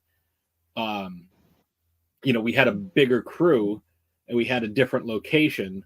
Like where we shot that, Louisa, the main actress, that's her kitchen. That's where she lives, her house. So it was super easy. And it was only one static shot, basically. We were just filming her doing her thing. That was a lot easier to tell that story. Because I think when I try to make my films, and I know you're the same way, we try to tell the story first thinking, how much is this going to cost? How can I tell this story in a way that is not going to cost me thousands of dollars? And not to say that we don't have ideas that will cost us. Oh no, I have a couple of pitches out trying to get, you know, between $10,000 and $20,000 for a couple of, like, you know, 5 to 10 minute shorts. Because they're a little bit more involved. One is a proof of concept for a feature film. The other is just a short film that is going to be absolute, like this one will be pure horror. Like there's no comedy in it. Like it's not funny, it's not happy, it's savage and brutal. But I can also do it like if I have to for a couple $100, you know, but I could do it way better for like 10 grand. And like, that's one of the things we have noticed when we're seeing these films and like all these award nominations come out and it's like, these are the films we're up against. And it's like, oh, our budget was $25,000. Our budget was, you know, we spent $7,000 on editing, and you know, this one shot with the CGI took 6 months, or like this one shot vehicle chase took, you know, 3 weeks and, you know, cost $12,000 because we had to get this and we do that and get the police and it's like, I shot this in my mom's yard and we spent $100 on snacks. Like,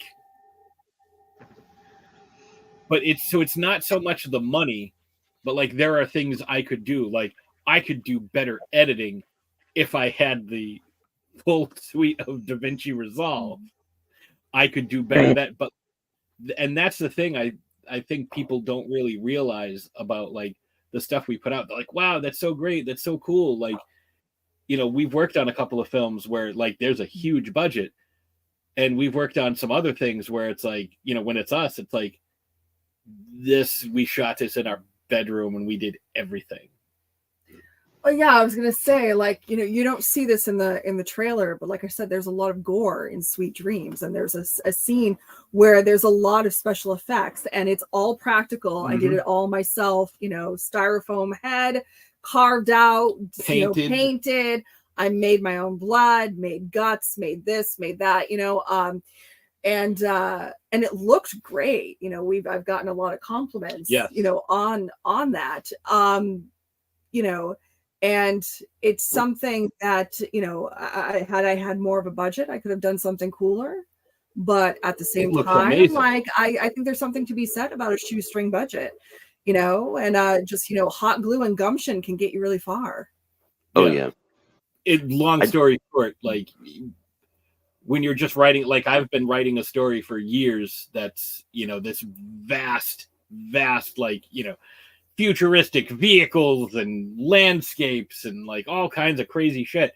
And like when it comes to like, you know, my films, it's like I'm gonna shoot it at my mom's house. Yeah, but I also think it's important to start small. I mean, start small, and it's a learning process. So the more that you learn, the more you can do with that, Yeah. and what we create a year from now, 2 years from now, and so on, is going to be completely different and far more advanced than what we've already put out. I mean, I'm looking at, and I think that's to be said about all filmmakers. Yeah, I mean, I'm looking at the reaction I'm getting for the trailer for Dick Pic, and people are like, holy shit, that's so funny. And it's like, I have 40 seconds of video from this guy that I put into a trailer.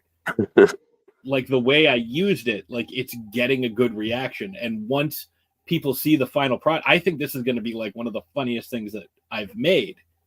But it's like, I'm having people send, like, hey, I really want to be in a movie. Okay, send me a picture, send me a video of you reacting to getting a dick pic. And there's also something to be said about having a really good story, because you can have the biggest budget in the world, and if your story sucks, your film, as could be visually stunning, your film is still gonna suck. Like you have, the story has to be there. Yeah, I did a feature for $500. Go ahead. Oh no, go ahead. We did a whole feature for $500. It's about an hour and 21 minutes, and a lot of us is because we'd all worked in haunts, we'd all worked in the film industry for so long, we knew how to do all the jobs ourselves, so we didn't have to hire anything out, and we just made it a fun project for everyone. We took people that had never acted before, just a network of different filmmakers and people like what you guys are discussing. I've done sets that were like $60,000, $70,000 sets, and they were nightmares. Everyone's so tense. You had to report to everybody about every single penny of your budget, this or that. It was absolute nightmares. And we decided we didn't want to work for those people anymore. Like all these big productions like that, because we didn't enjoy it. It was work and not what we loved. So we were like, let's form our own company, make this movie for $500. And it's still the best experience I've ever had on a set to this day. Same thing. I mean, I've been on, big, studio sets. I've worked for a ton of different things. I've had jobs where it's like, yeah, we had a bunch of overtime and meal penalties, and it was $40,000 for one day, and it's like, holy shit, that's insane. Like, jeez, like, oh, and that's just like one day, like, and that's what they spent, and it's, crazy situation. But then I've worked on big huge sets that are also amazing, and I've worked on tiny sets that were awful, and I've worked on tiny sets that were amazing. I mean, when we did Celophaeus, I got covered with ants for one scene, not intentionally, but where I had to be, my whole arm was covered with biting ants. But that scene gets one of the biggest reactions in the entire film. And I think it was about 40 minutes that we filmed it, and it's what, a tenth of a second? Oh, I hate ants. But it was a lot of, like, I had fun. I was enjoying it. Like, I was being eaten by ants, but I was enjoying myself because there was 4 of us there. It was the actor, myself, and then the director and the DP. That was it. 4 of us in the woods. I was the only one getting eaten by ants, though. Well, and that was something I wanted to bring up. My nephew has done, like, he finished his high schooling at a special arts school, and he was able to go, like, their final as a group of people together was to film just a short film. And, like, he did the writing and he did the camera work for it.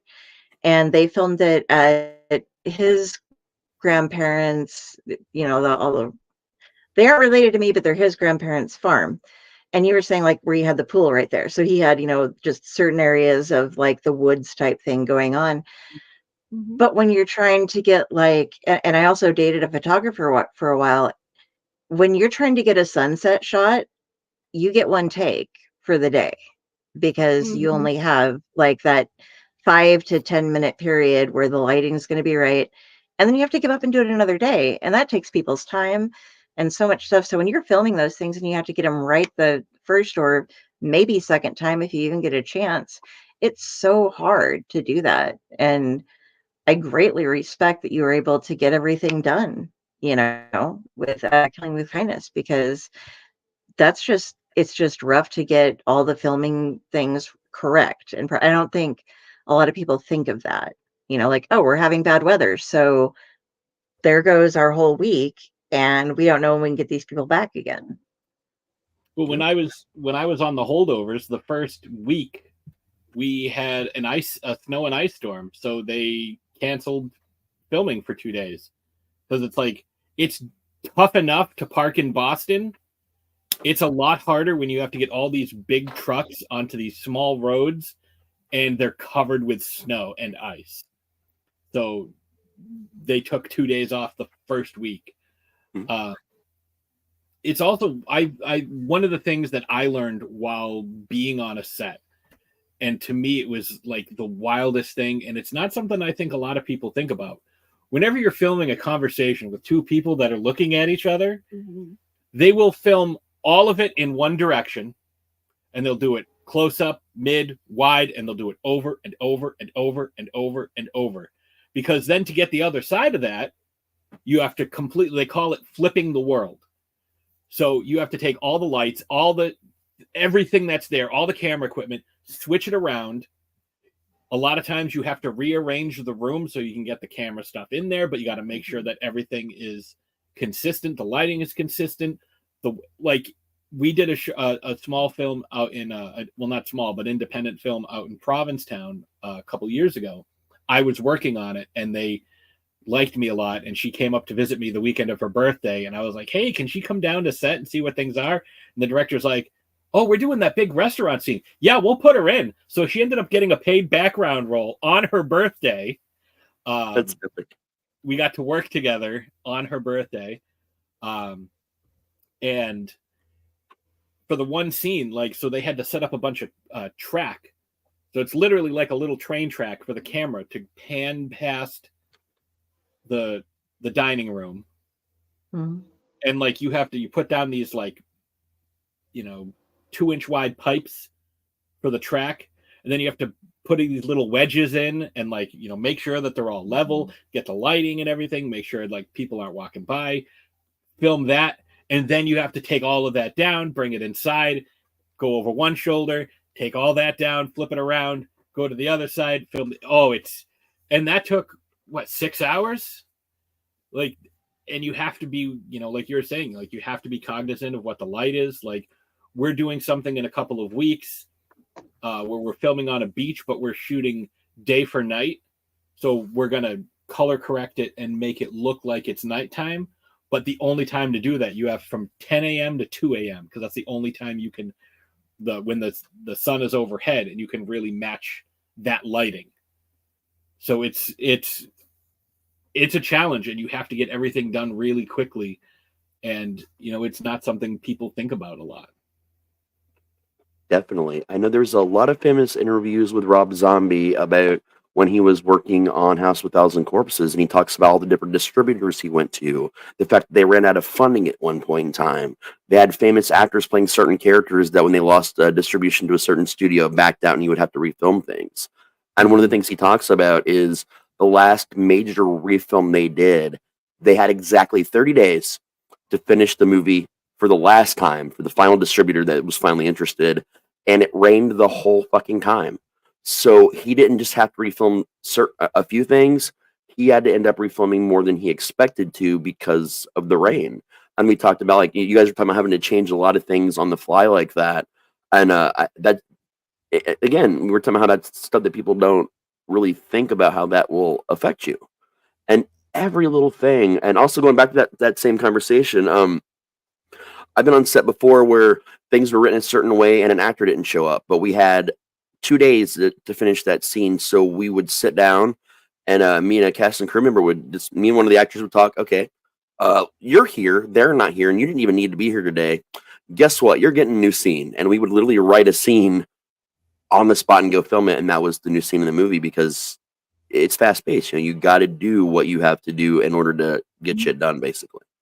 Yeah. I mean, we had a conversation with Thomas Waits from The Warriors, who he played Windows in The Thing. He got fired from The Warriors halfway through filming. So there's a scene where he, they all break up at the train station, and he runs off with Mercy, and the guy that runs off with her is not Thomas Waits. It's like a crew member who just happened to be like the same build, have the same style hair, and that's why he gets beat up by the cop and thrown in front of a train and killed off. Like, there was supposed to be a whole romantic subplot, but he ended up getting fired. He talked about this on our podcast, so we're not like telling tales out of school. He got too big for his britches, and they were like, "We don't need you." And then a couple of years later, he was in the thing. So, but yeah, it's one of those situations. Like, shit, we have to change this entire movie now because we just lost someone who's in a main plot of the film. So, like, we gave it to Swan. Oh, I was just gonna say though, with Killing with Kindness. So our original filming date, it rained. Yep. And because it's all outside, it's one of those. The forecast said rain. It was raining that morning. It's like, well, you got to make a call. What are you going to do? I called it the day before. Yeah, I called it the day before, and it did rain for most of the day. So I was like, okay, good. Because I was going to be pissed if it didn't rain and it was like nice and sunny. Right. But it didn't rain. The only issue was one of the props we got was a cake from that was a clearance Father's Day cake. We were supposed to shoot June 29th, and we got it on June 24th or 25th, like whatever that Sunday, that Father's Day was. So we had to we actually bought two of them because we're like, we don't want to just have one. What happened if something gets screwed up? We got to have two. So we had to find room for two cakes in our freezer for almost 3 weeks. Oh, damn.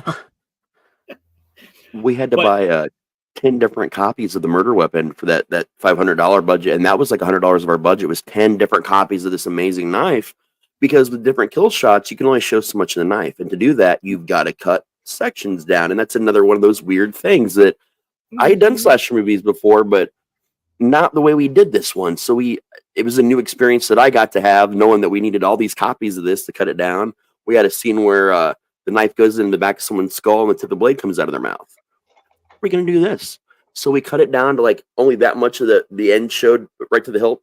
And then we got an old football mouth guard, fit it to her mouth, and attached the blade portion right there, and just did some creative editing. And it literally looks like it goes in and out. It was the weirdest thing to have to think about doing, though. Yeah, but like you made it work. Like you were creative with it. Like, I was gonna say that's probably my favorite part of independent filmmaking. Is you do all the props and you do like the creative kills. Like with ours, the scene that happens in Killing with Kindness, our actress hadn't shown up yet. So like we're filming stuff from her perspective, and she hadn't gotten there yet. So like we filmed all of Mark's scenes, pretty much all of Mark's scenes first. And then we filmed Alyssa when she got there. Like she got there right as we were filming that end scene, but it was wild. I was gonna say, like, I love the, let me MacGyver something together on a shoestring budget, to make this work. And I find that a lot of times those are the practical effects that work best. They are, and they have the best stories too. Like all films. I really wanted to disembowel a girl for the same movie, and then strangle her friend to death with the intestines. So when we were building the intestines, we had to figure out a way to do this. We took an empty Kleenex box that was on set, and we stuffed it in the front of her costume, and we filled all this tissue box up with intestines. But because I had to strangle someone with them, we had to make the intestines in a new way to give them the durability they really needed to still stretch and look like intestines, but not come apart during the strangulation. That was a weird one. Do you have like a weird, like one of your favorite like creative kills that you had to like go that extra mile for?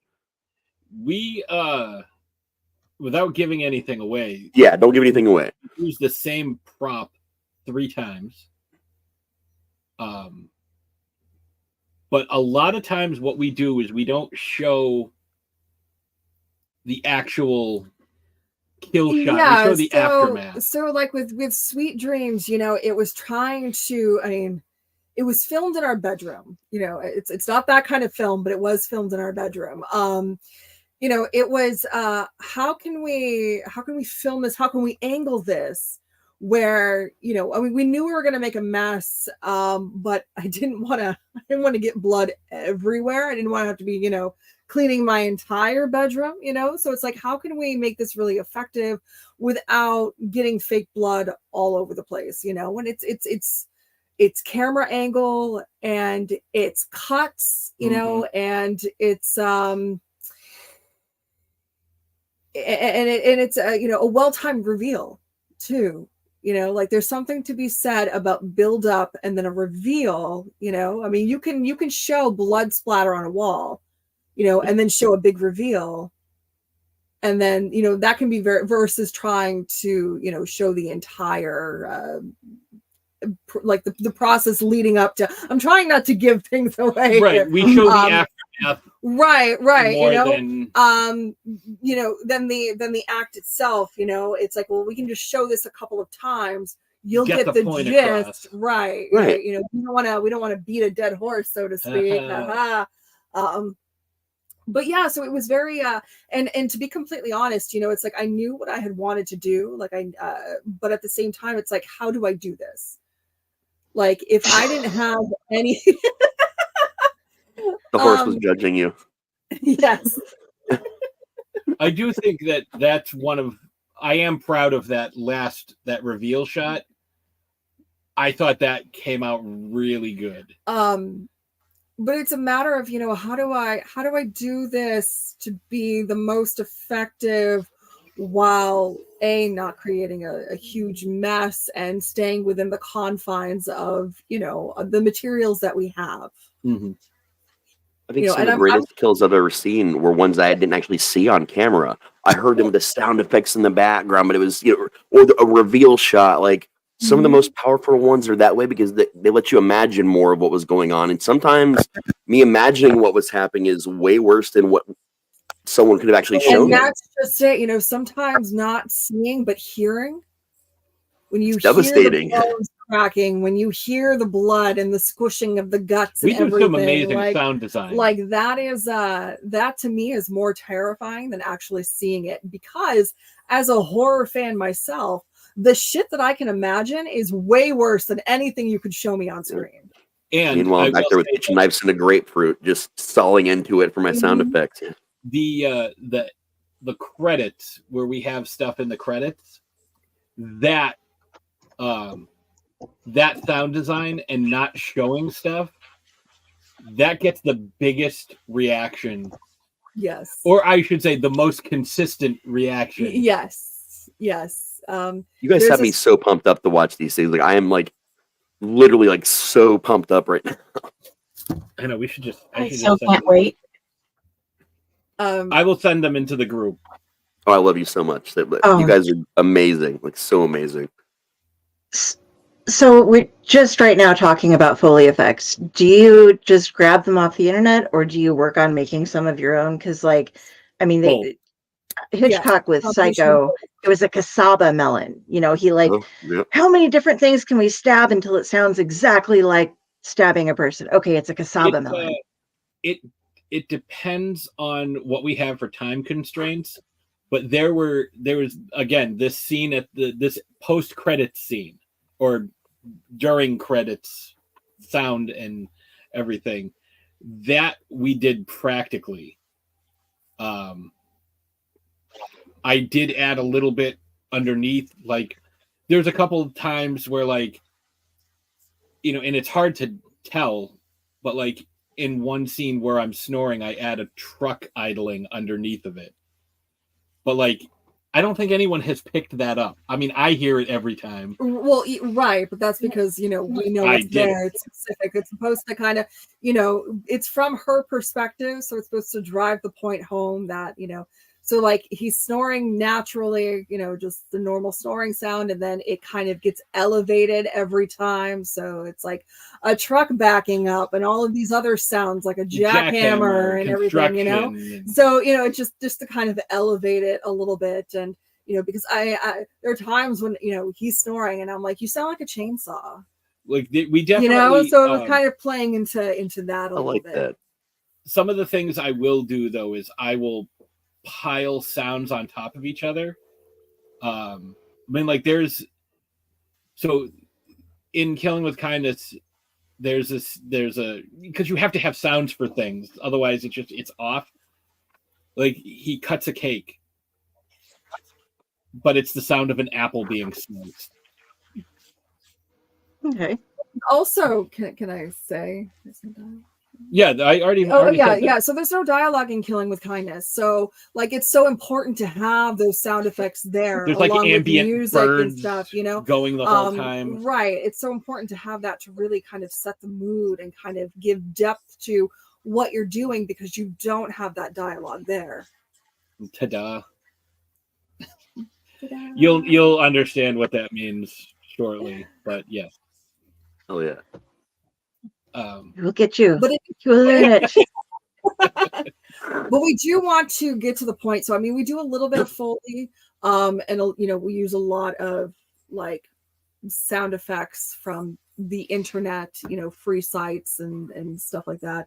But we do want to at some point get away with just doing like Foley for our stuff and creating those sounds, because I think that is an art form in and of itself. And it's just it's so cool to sit there and be like, how can I make this sound like this? It's like, oh, let's grab a watermelon and then just start ripping it out, and maybe that'll sound like guts, stuff like that. So I use freesound.org sometimes because you can request certain things.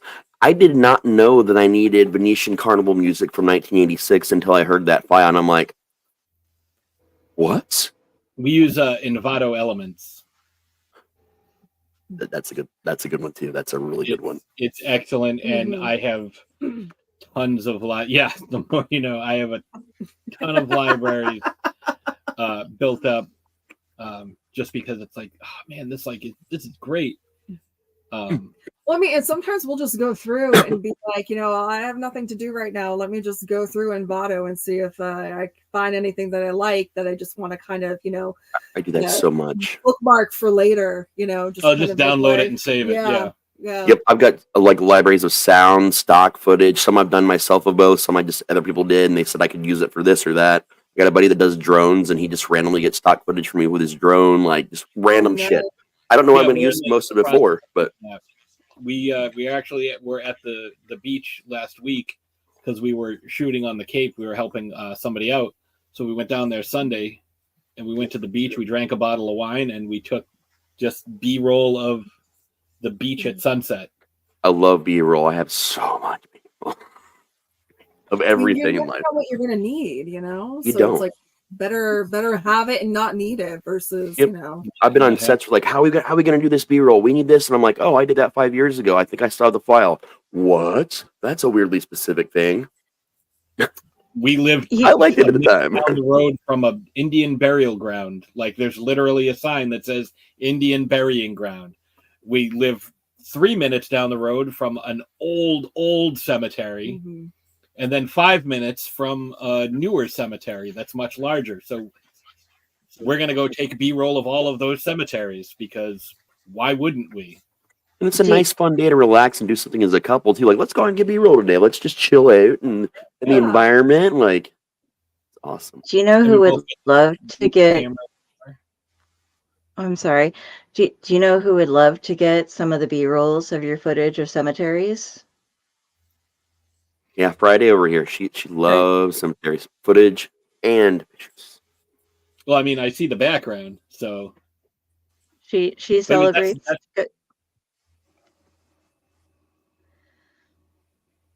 I literally have a show that is called Corpse Garden Chronicles, and we talk about anything from death and grieving to natural disasters and cemeteries.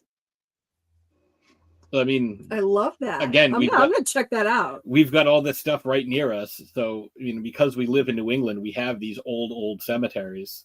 Mm-hmm. That killed me when I went to Terrificon last year. I booked my hotel and I spoke with Leo and he's like, "Oh, you're staying at that one? It's haunted, you know."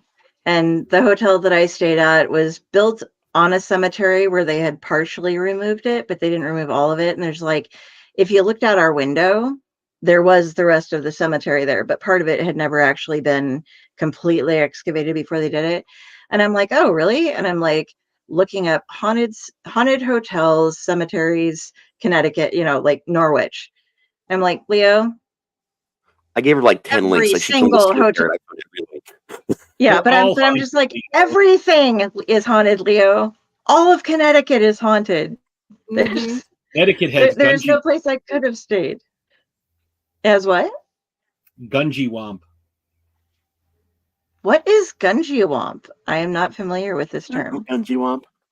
It's I learned about it on Ancient Aliens. Actually, it's like a druid sacrifice area. Oh, okay. It's just outside of Hart.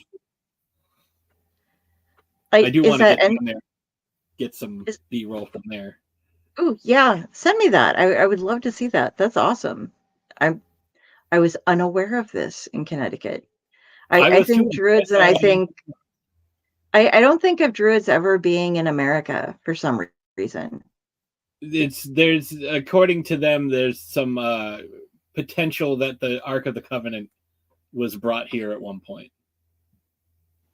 Oh wow! Yeah, and there's the double circle stones in the middle. It's got a lot of weird history too. And there's been like partial films that have been done there. Like look up that history of that place. I'll send you some links. You'll absolutely be in love with it. Mm-hmm. Okay. I just like the name. We'll have to drag you on one of his Legends by Night. It's a kind of an art bellish type of show that we cover different topics on. But we have kept you guys now for over 2 hours, and I still have questions if you are willing to ask away. I don't have to be anywhere till quarter. I don't have to be anywhere. I'm actually going to be just outside Salem filming tomorrow, but not till late afternoon. So I'm good. Okay, so beyond the fact that you guys work together in your film and you're married, you also do podcasts together, and more than one. And I noticed this room with the backup that you have is more of the kind of horror-y movie style, but you also have the sports style room that you're in. First of all, are they in the same rooms, just different sides of them? And how do you guys go about having each? Is it like your own office for each of them, or do you just kind of work together and share the spaces? Because I have to have my own private space, but I was gonna say, so this is the Pat Cave. Yes. And this is Patrick's man cave. This is where all of his gadgets and gizmos aplenty are stashed. And we just happen to have a lot of varied interests. So we're collectors of a lot of different things. Patrick is he is neurospicy and likes to rearrange his room a lot. I just rearranged He is this again always a couple of weeks rearranging the studio, so that's why it looks different, because he's always rearranging. Yeah. Okay. So nothing is ever in the same place, really. Like it's always changing. It's always a work in progress. So get things to where, yeah, can I get back in frame, please? Thank you, sir. I'm trying. There we go. He'll have like, a certain setup, and then he'll just be like, "Oh, I don't like this anymore," and then change it, and then so I mean, it's changed like every other month. It's something different. So this yellow thing behind me, right here, this is actually my recliner, because right here is my monitor. So this is my desk. It's an L-shaped desk. I've got my monitor here, my podcasting equipment here. A 32-inch TV is right here, and up behind that is a 42-inch TV that has my PlayStation 5. This TV here is where I watch movies and stuff while I play PlayStation. Sometimes I'll put it up on here. If I'm using the computer, I've got the extra monitor there. So I've got all that stuff. I've got all my clothes and everything over here. And then I've just got racks upon racks. Actually, right behind here is a rack with a bunch of stuff on it. And behind that is a shelf that's built into the wall that has some sports stuff on it. It's got bookshelves. I need a house of my own just for my stuff. Like, if you look over this shoulder, I've got a bunch of like football helmets and stuff. Like, I've got more football helmets and framed jerseys and hockey stuff. Like, I've got a ton of signed memorabilia. Like, there is a lot going on in this room. I was saying that's just this room, So a lot of his stuff is in this room, but we have our own stuff, like obviously scattered throughout the house. We have our horror collection. That's everywhere. I collect Barbies, so we've got that, a bunch of drag queen stuff. It's just it's all it's just semi-organized chaos. It's an amalgamation of a lot of stuff. I need more shelves, but we don't have enough room. Definitely the epitome of that. I believe the correct term that they just coined is like the dopamine aesthetic, where you just fill your space with all of the stuff that makes you happy. This sparks and it's joy. like an organized mess type of thing. Like that's definitely that's our aesthetic. And it's not kind of hoarding because it's all valuable. Like, I've got random, so like this random thing here. So this is a Chicago Bears salute to service mini helmet, but it's not signed by any Chicago Bears. It's actually signed by Greg Maddux, who played for the Chicago Cubs. Why? Because it's a rare thing that other people might not have. Like, we're big into Game of Thrones, so here, that's my Stannis Baratheon banner, because I'm a big Stannis fan. She's got her Lannister banner hanging in the bedroom. But yeah, I mean, like, I just collect random mini football helmets because that's one of the things I like. Oh, yeah. I like your desk setup. It's very similar to mine, right down to the 2 monitors plus the extra TV for the PlayStation. And I've got an L-shaped desk with my podcasting gear on this side of it. Yeah, that's actually on a little filing cabinet that was a prop for a medical commercial that I filmed. And they're like, "Oh, we don't need this," and I was like, "It'll fit in my car. I'll take it home. I need to cram that's stuff." Thing too. When you become a filmmaker, it's no longer hoarding. It's, well, I might need this for a film. It really is. So all of these are mention the filing cabinet, though. Right? I have a filing cabinet at the end of my L-shaped desk too. I got it from the thrift store for $5. Yeah, this was free on a set for a pharmaceutical commercial. It's like, oh, you might need that as a prop. You might need that as, costume. You might need that, accessories or whatever. So like, it's very difficult to part with certain things because you don't want to be in a situation where it's like, oh, I wish I still had that, because that would be perfect for this situation. Oh, and believe me, I have the box of random wires too. Mm-hmm. Like, find mine. I don't remember where most of them go to, but if I need them, I once kept a 3-foot cardboard bluegill for 8 years because I swore I would use it at some point. I have one of the things I have in this room. I have a wine fridge. I mean, it's not full of wine at the moment, but like, there's various spirits, and I have. I'm a big fan, and I never get to find it, of the Mountain Dew Frostbite because it has sharks on it. And I got some for Christmas. I got a 12-pack. I still have 2 left, but like, that's in there. Like, I'll put drinks and stuff in there. But that's right next to where my recliner is, and the recliner has another one of those props. It's one of those medical tables that goes up and down. Yep.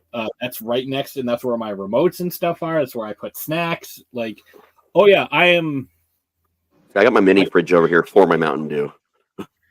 Yeah, I mean, I don't drink it that I'm often. stuck in it. I'm stuck totally in a corner with. I have a TV. I have 2 TV trays here that hold my stuff with, then the rest of my room over there, and one that's set up to be like, larger, so it can hold a laptop and a couple of things and the mouse pad on the side. But I'm used to having towers and an L-shaped desk that was made out of 2 nurses' desks in my kitchen. But then a table got moved in there that I haven't been able to get rid of.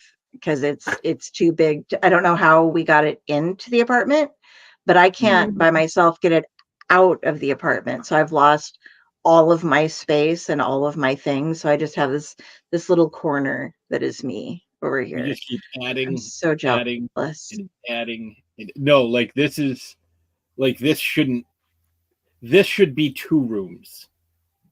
The amount of shit I have in here should be 2 rooms at least, or a much larger room. Like if we had a finished basement, like this would be spread out because it's like all my clothes. So like my dresser is in here, her dresser is in her room.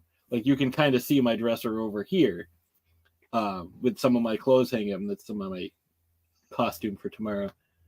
Like I've also got a million sharks in here. Like I don't know if you can see that, but there is a giant shark up there. Ooh. He is like 5 feet long. Oh wow. That's at the end of the Jaws shrine there.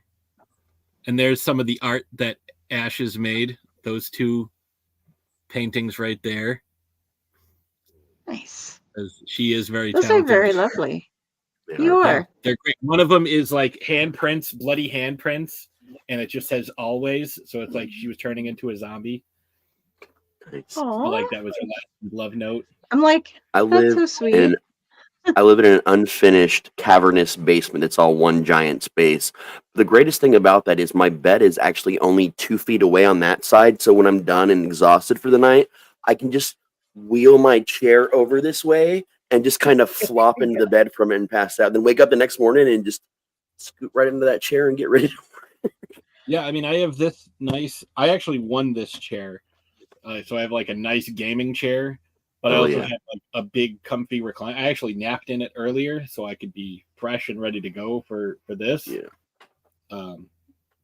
But this chair's like so old. You can see it sagging. There's like one of the legs is broken off. But I'm trying to get a new place, so it's one of those things where it's like if you're going to get a new place, and I live kind of in a ghetto, you don't want to get new furniture until you move into the better place because you don't want to move things over and over. So we have some of her mom's furniture that's 2 decades old and a couch that my mom bought us about 8 years ago that needs to be replaced. Well, I mean it's fine. It's like it's peeling off.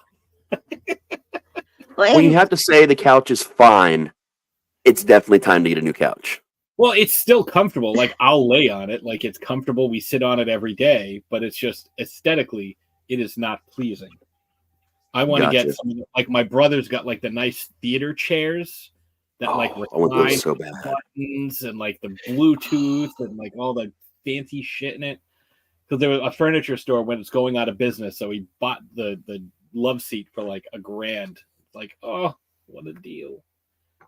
That is a deal. Those are usually like at least double that usually. Yeah. Those things are nice, man. I have a closet and overwhelming amount of boxes in my room that are all of my collectibles, like all of my comics. I have a couple things here.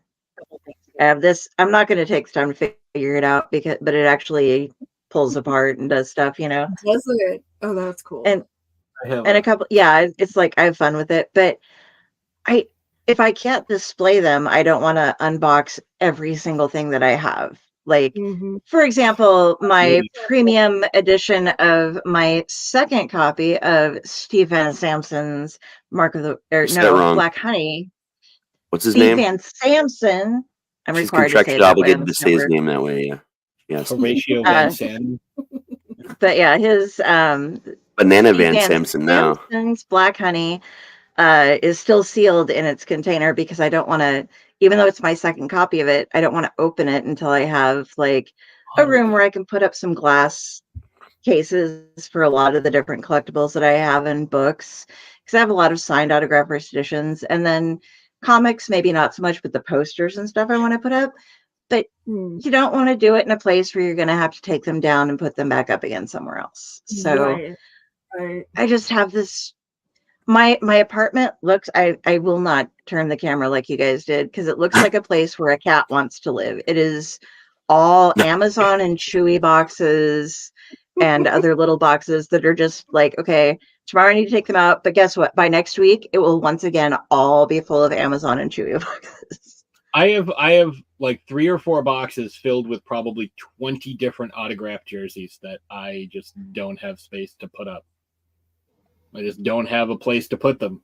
I've got 3 frames right now with 3 different jerseys in it, but 2 of the frames are 30 by 42 by 36. Like, they're huge. Like, they're so big, and it's like, it's so hard to display them.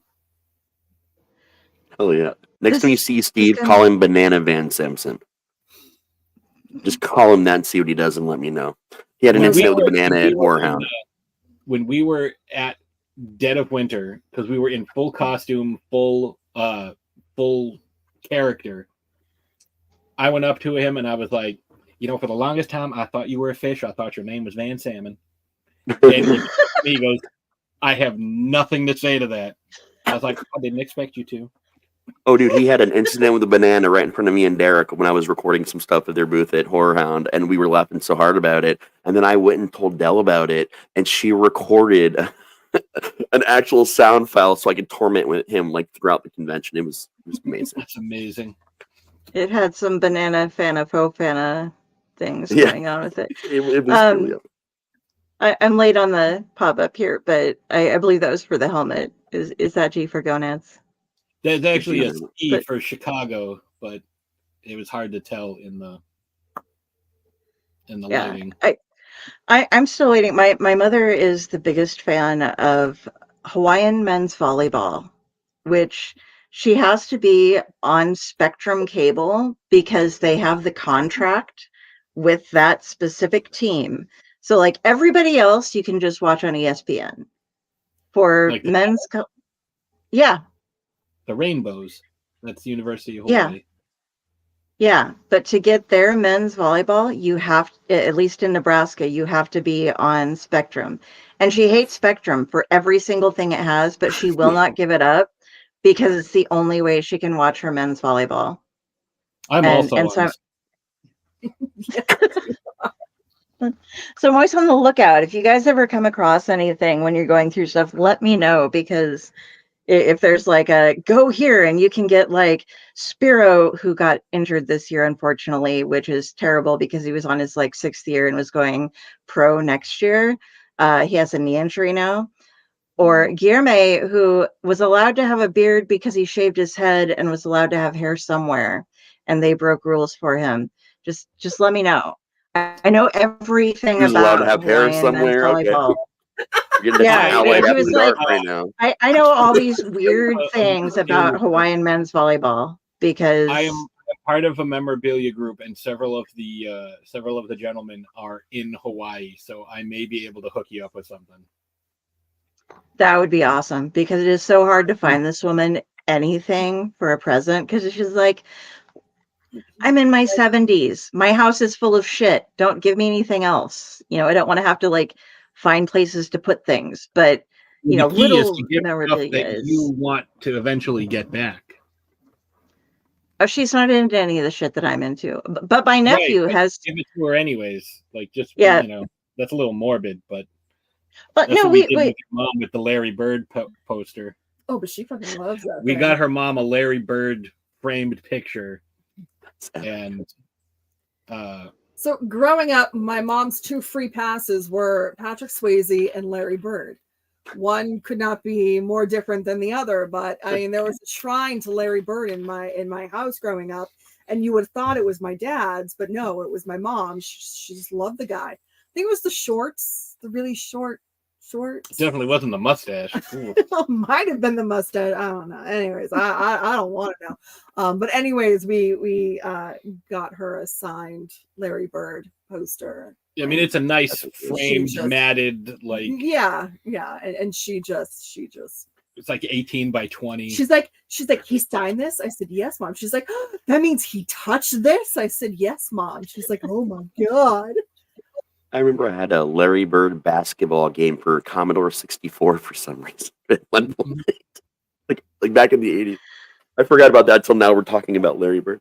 You used to play Jordan versus Bird on Nintendo. I just know that my nephew has put in for me to put into my will, like all of the cool shit I get to go through first and like pick and choose which books and comics and stuff that he wants. And then the rest of it gets sold off because nobody else in my family really does a lot of reading or comic book collecting. But he's like, okay, I want to be able to go through all your shit first and then the rest of it can go. So I'm like, okay, I guess you get to do that. I mean, what else am I going to do with it? Nobody else likes it. So somebody has to carry on the legacy. You know, I would say I'd take it, but let's be realistic. I'm going to die before you, so it would just have to go right back to you. We're on even terms. Oh, now we just got really morbid. So, Jenny, what are you up to? What am I up to? I'm enjoying talking to you guys from my closet, my 5 foot by 6 foot area in my second-hand chair. And you guys are talking about your spaces, and I move in here and there's like a whole missing room. Even the realtor is like, wait a second, they said there was 3 rooms, but there's only 2. What's going on? So yeah, I have learned so much from you guys. Thank you. Yeah, don't, if you have a small space, don't get 1,000 things, because there's too much. Like, I have stuff that if someone was like, oh, I want to buy this thing from you, it's like, I literally don't know how I would get to some of it. Your best option is to be a collector, but move to Ohio, because you're going to lose everything to a tornado at least 5 times in your lifetime. So then you just get to recollect everything and have the fun of collection, man. It works. Sounds that fun? Oh, it's not, but that's what we tell ourselves to know how to make ourselves feel better about it. Okay. You know, it's the find, it's the discovery that matters, not the owning.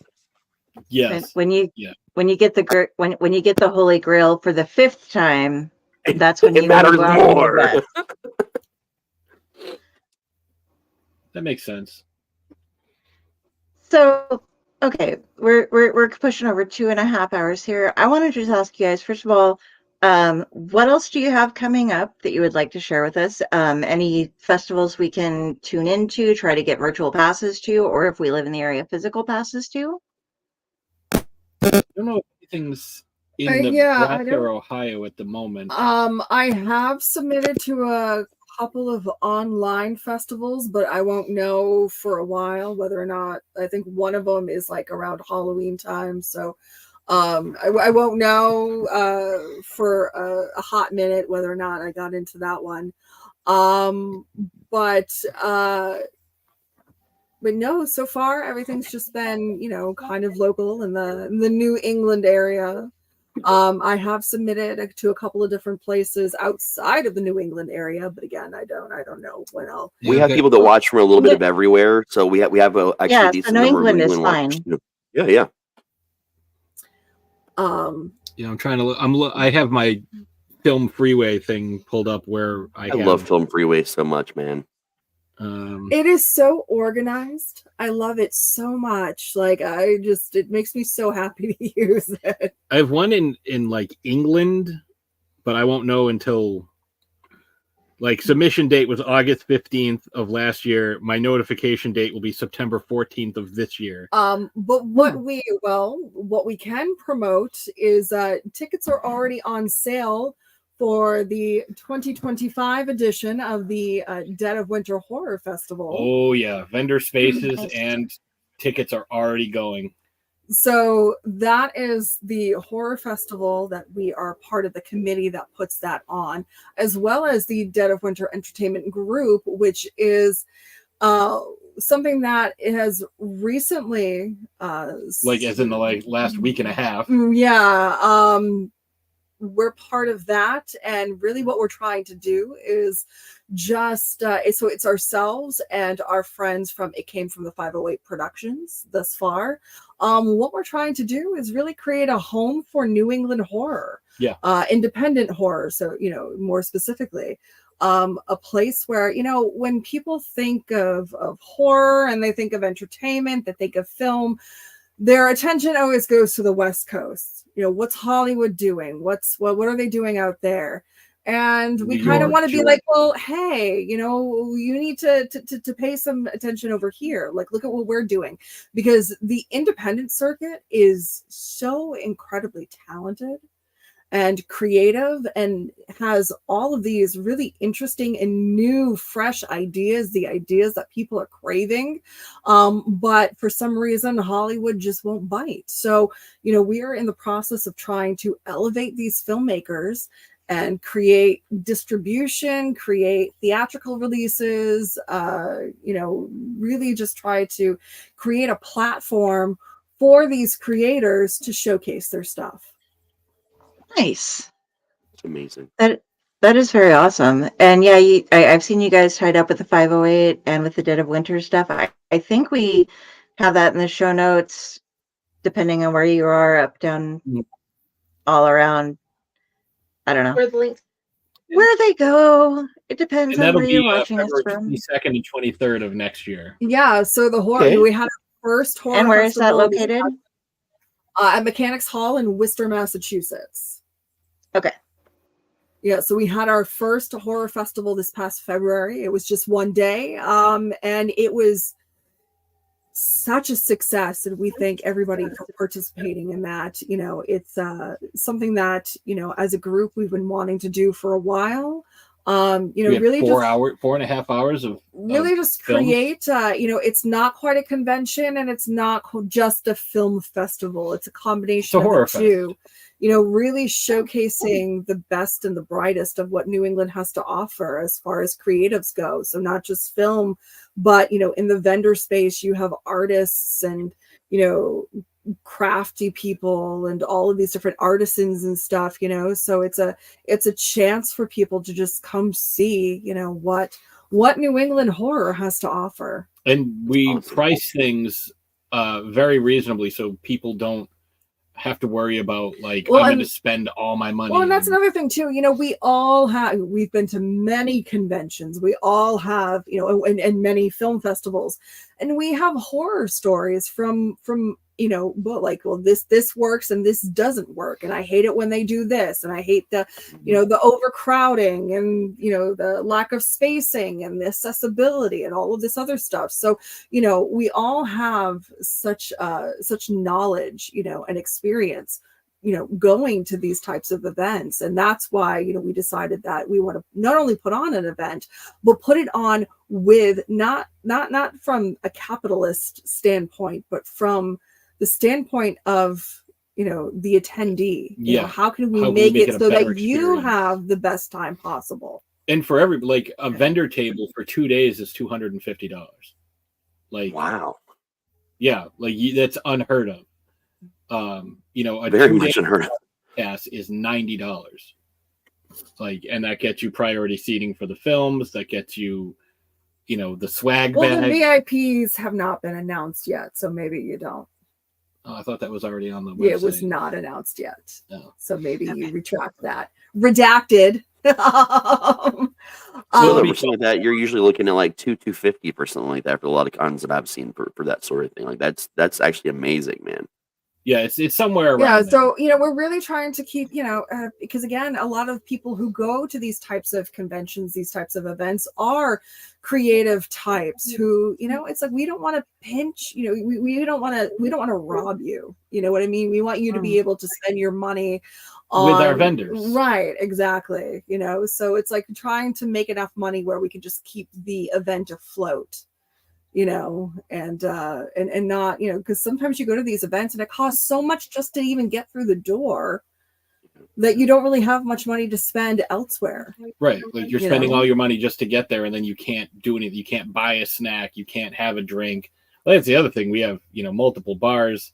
We have, we're hoping to have some amazing food people too.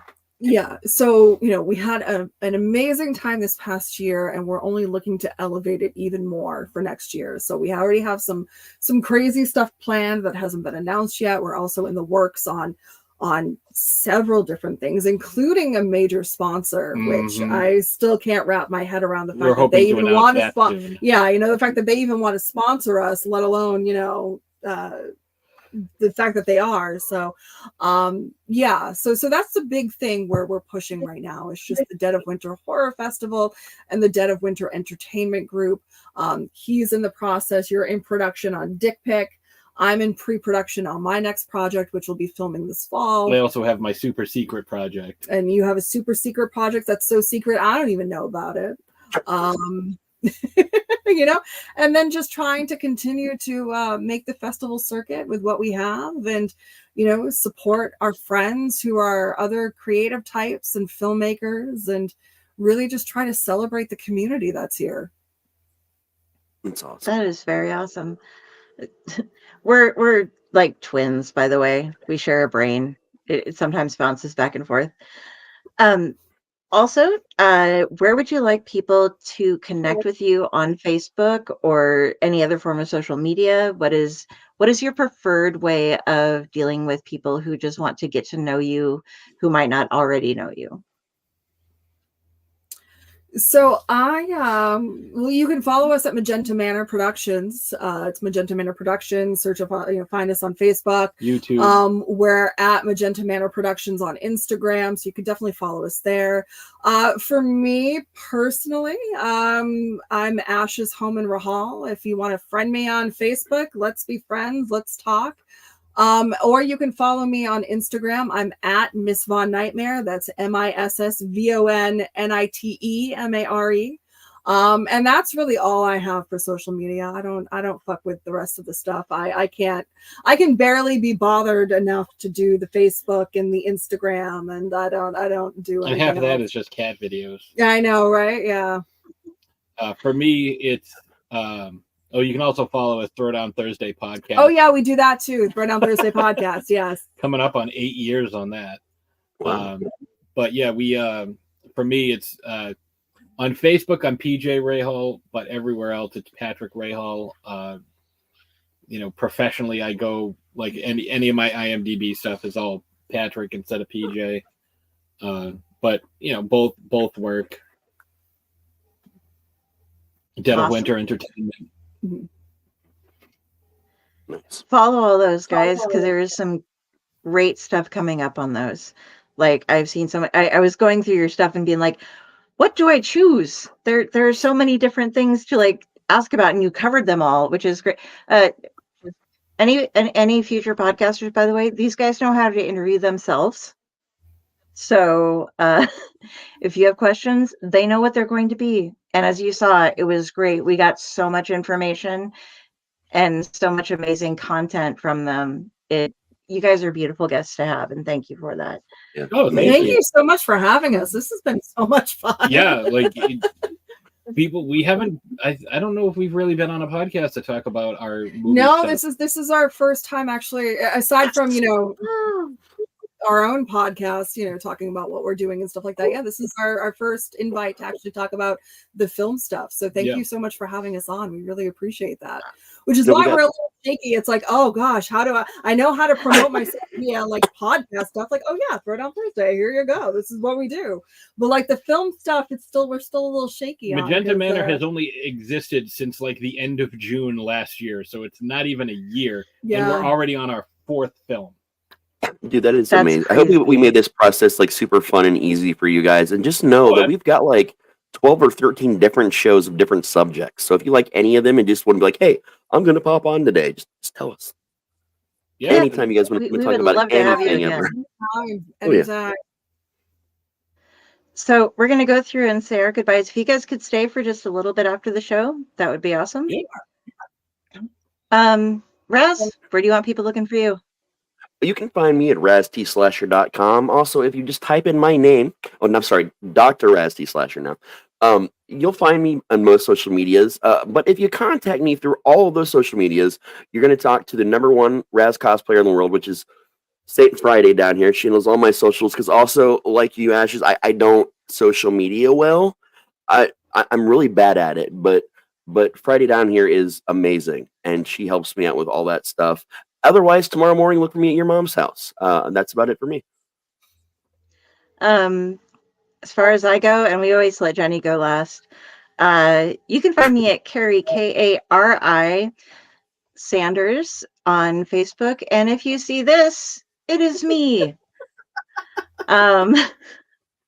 That's how you find me. You will find my author page. You will find my stuff with the Owlite Network. You will find my stuff with, I'm on splash pages on the Dorkening Network, which Owlite is also a part of. This Tuesday, we will be interviewing Garrett Gunn. So catch up on your Good Boys comics. And we have some interesting stuff that we got sent exclusively to us that is rather cool that we'll be going through. And if you contact me on any other form of social media that is linked there, you will also probably be talking to the #1 Delphine cosplayer, who is our gal Friday. And Friday, how do we get in touch with you? As you heard, you can find me on their social media. You can find me at Faycore, at Owlite, and at my page is Friday with the Library in the Blue Box, and my author page, Jennifer Elliott. Tomorrow we'll be doing Legends by Night, Urban Legends. And please check out our newest anthologies. On Friday, we have Fae Propaganda coming out. And on June 4th, we're having our very first anthology, The Owlite Menagerie, with so many amazing stories. I hope you guys check out both anthologies and come back to see us tomorrow. Definitely. And we want to give one final shout out and an absolute love and word of thanks to Wicked FX. I'm going to pop their website over here in the chat for you guys because I keep forgetting to add that into show notes stuff. But definitely check them out for all your 3D printed needs. They just started doing a line of Fallout Nuka-Colas, which is super amazing.